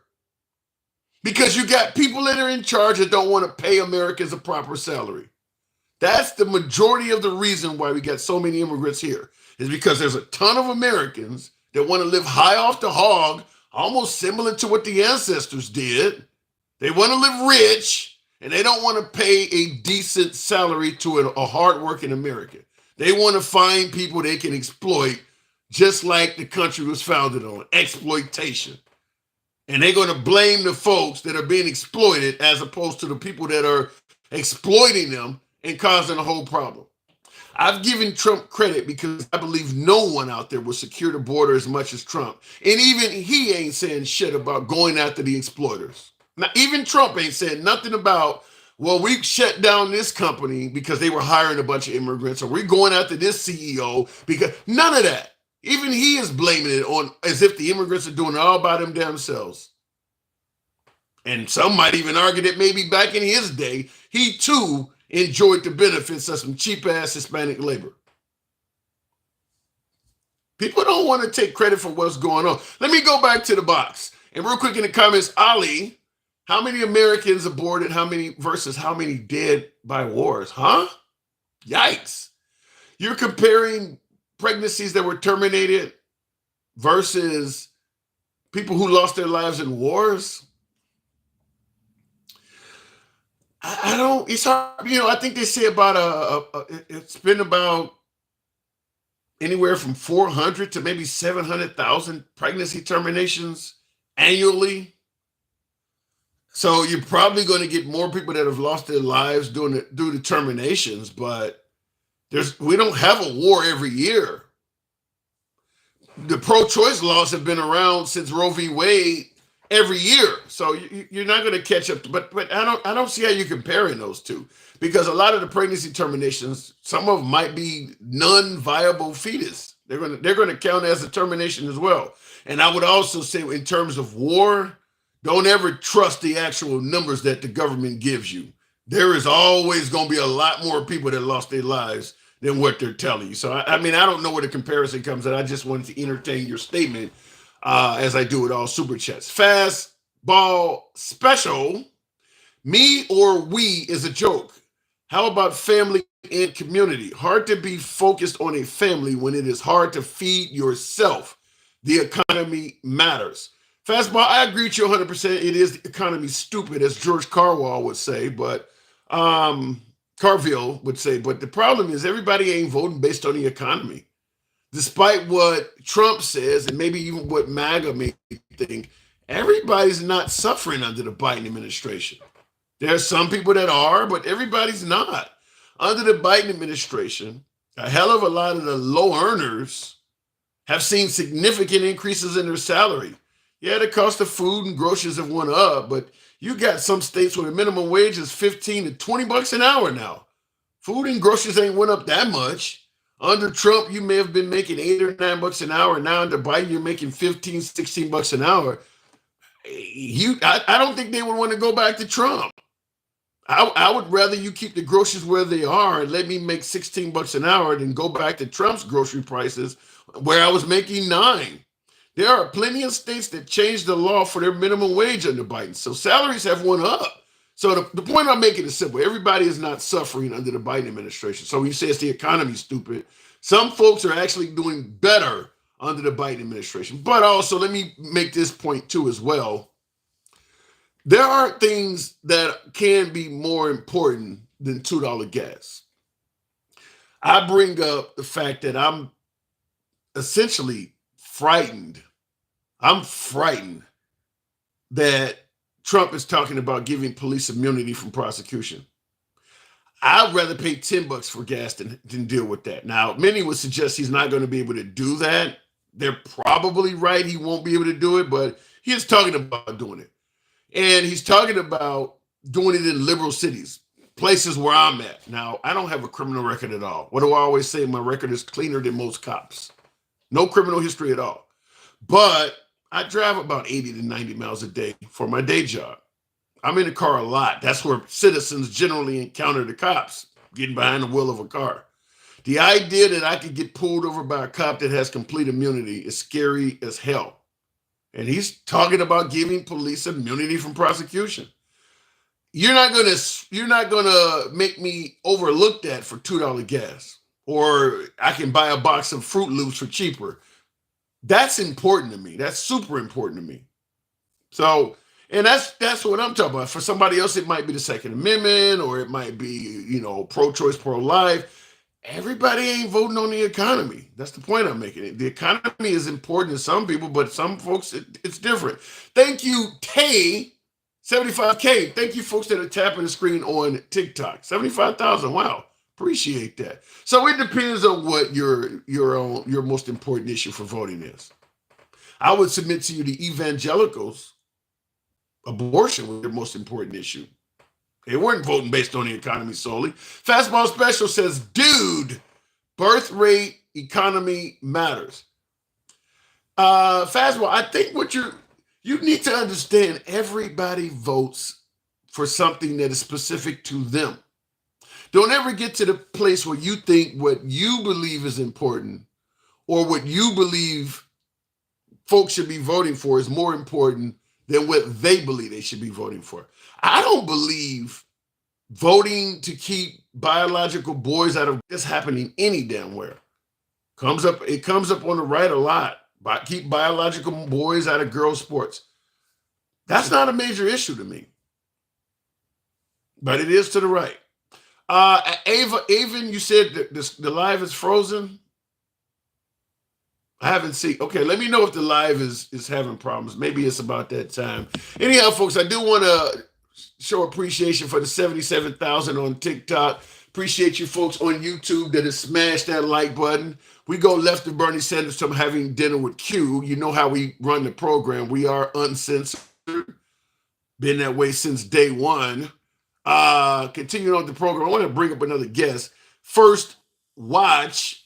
Oh, what they do? Tim, go ahead. What's up? Hey, good to have you on. I saw you in the comments. What brought you on? What I want to say? Yeah, go ahead. Hold on. Let him talk. Good evening. No. Let Tim talk. Let Tim talk. Good evening. What is this? What is this? The Hodge twins? Listen. Good evening, young handsome. Thank you. Been dying to talk to you. Pleasure meeting you. Appreciate it. Go ahead. Say what you're finna say, Tim. Come on, because I've been waiting on you.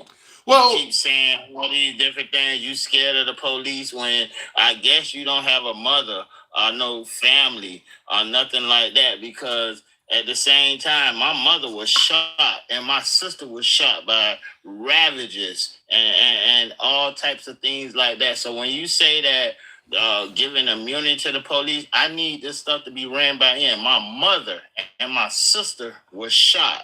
Can you understand that? What does that got to do with police immunity?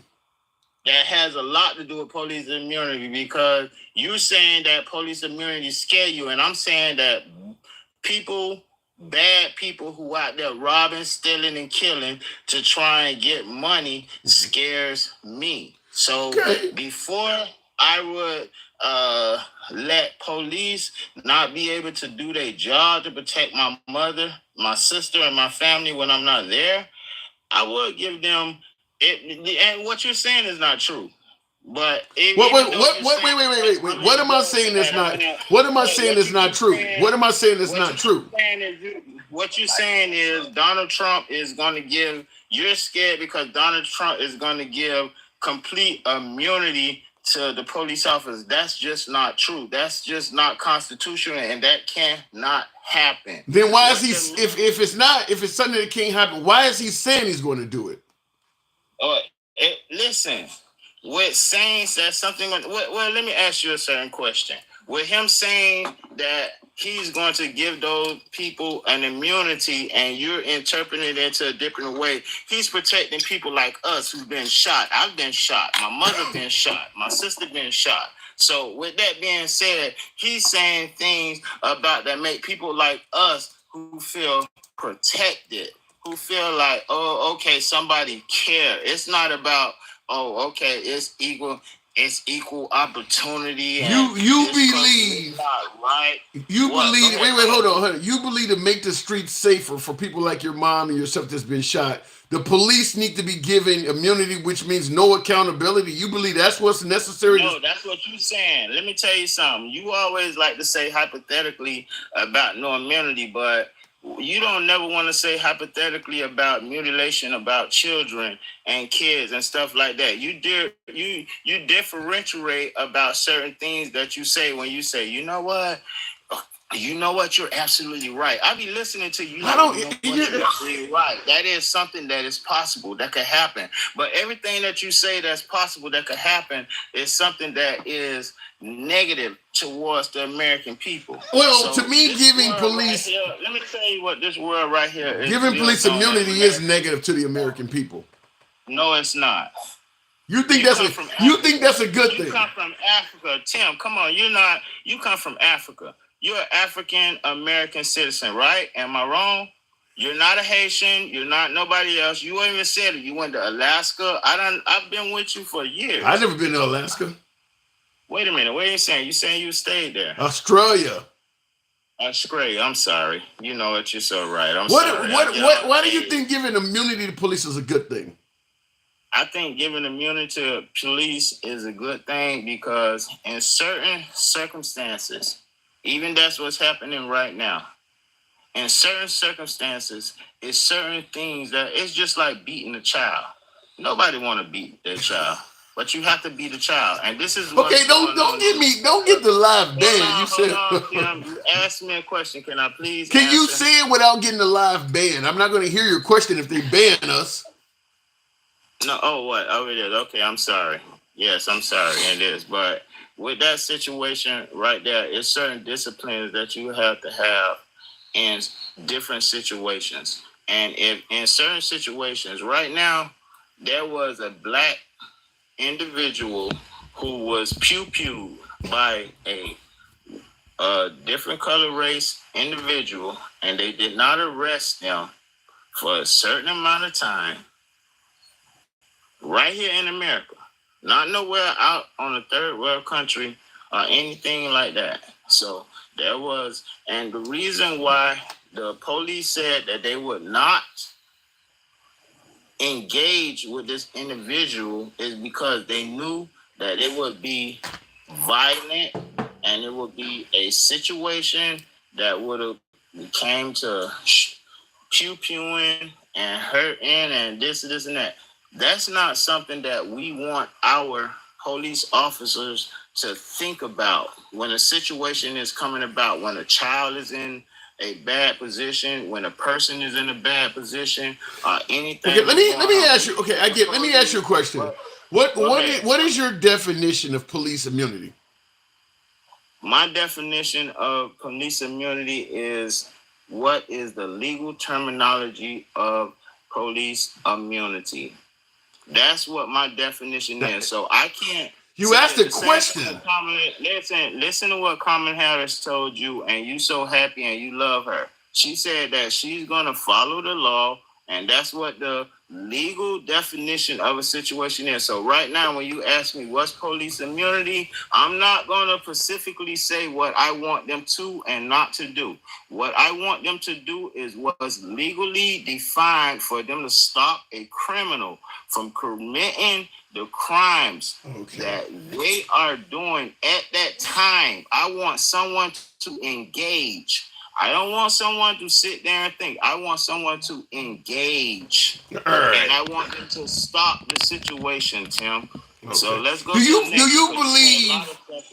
you believe bad cops exist, or you believe all cops are good? Of course, I know bad cops exist. I've been through it with bad cops. So what happens?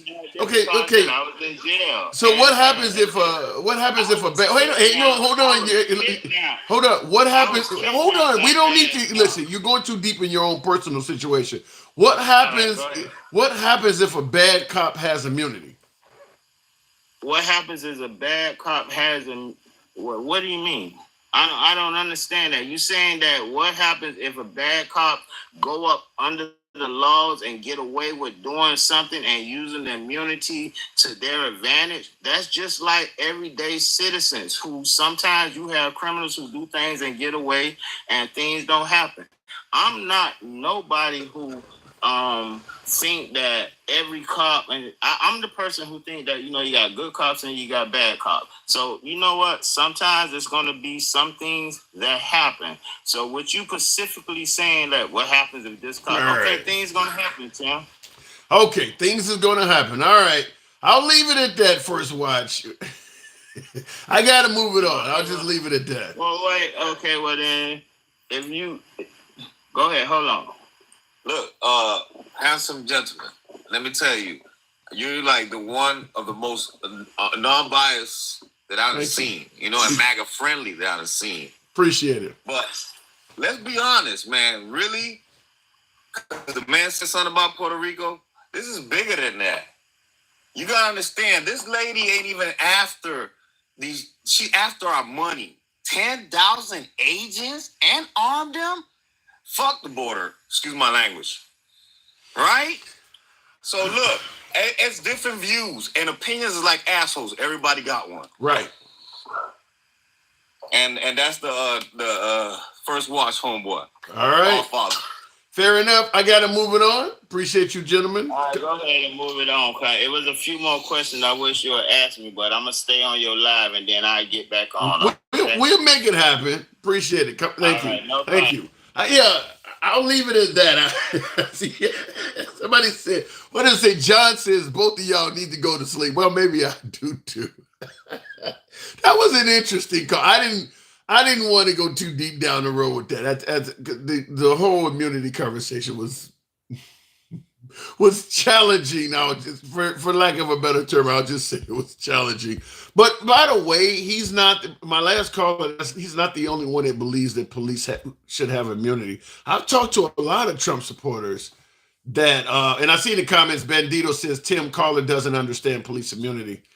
I tend to think you're correct. Now, he was bringing up that he personally has had some, attempts on his life or whatever the case may be. And he's bringing up there's bad criminals and things out there. My point is this. You don't need to give police immunity to solve crimes. Giving police immunity turns them into crime committers or criminals. I mean, like I said before, I don't have a criminal record at all, but if I knew I had no accountability, I'd be willing to go out there and pull a few capers if I knew I could get away with it. I mean, power breeds corruption. You're going to give them immunity and these folks are making between 40 and 80 grand a year. You give them immunity? I mean, if listen, I'm struggling as a cop just like a factory worker is struggling at his job to make ends meet. I can barely pay my rent and mortgage as well as a cop. I go and shake down a drug dealer that happens to have 10 or 15K on him and just take the money. I got immunity. You know how many drug dealers I would shake down? You know how easy that would be? As a condition to continue operating in this community without me arresting your ass, I need $3 grand every week. I think you could probably get a hell of a lot of drug dealers to pay it. So giving them immunity is like a license to commit crime. The only way possible that immunity would work is as if you had cops that were 100% honest. We know that doesn't exist. I'll tell you this. I bring up the Catholic Church all the time. I wouldn't even get a priest immunity. I don't even think Catholic priests should get immunity. Even they have bad members in their ranks. You go get a cop's immunity? Yikes. You sign me up, I'm taking all the money, says, what does it say? It's Chris 90? Yeah. Yeah, I mean, seriously, there are cops right now as we speak that regularly shake down drug dealers. Now, Trump is talking about bringing back stop and frisk as well. So, like I said, you see 2 or 3 guys standing on the corner in the middle of the night. Maybe you think they're dealing drugs. Maybe they are dealing drugs. You walk up to them, you stop and frisk them, you go through their pockets and you pull out a large sum of cash. Under his immunity law, you can look at the cash. What did Denzel Washington say? You want to go to jail, you want to go home? Get the hell up out of here. You didn't see this money. You can do that shit all day long as a cop. You come on with a fortune in your pocket, just shaking people down all damn day. Immunity for people making under six figures. No way in hell that could go wrong, huh? All right. I don't know why people defend that. To me, you can't tell me you favor the Constitution, but you want to give police immunity. They want to give police military-like authority. Yeah, that's what that would be. And by the way, what is it? Real quick, before I go to what I was about to say, MAGA React says immunity just means you won't get in trouble doing police things. If you rob someone, no immunity. He didn't say that. He don't. Now that's, once again, that's when Trump makes these statements.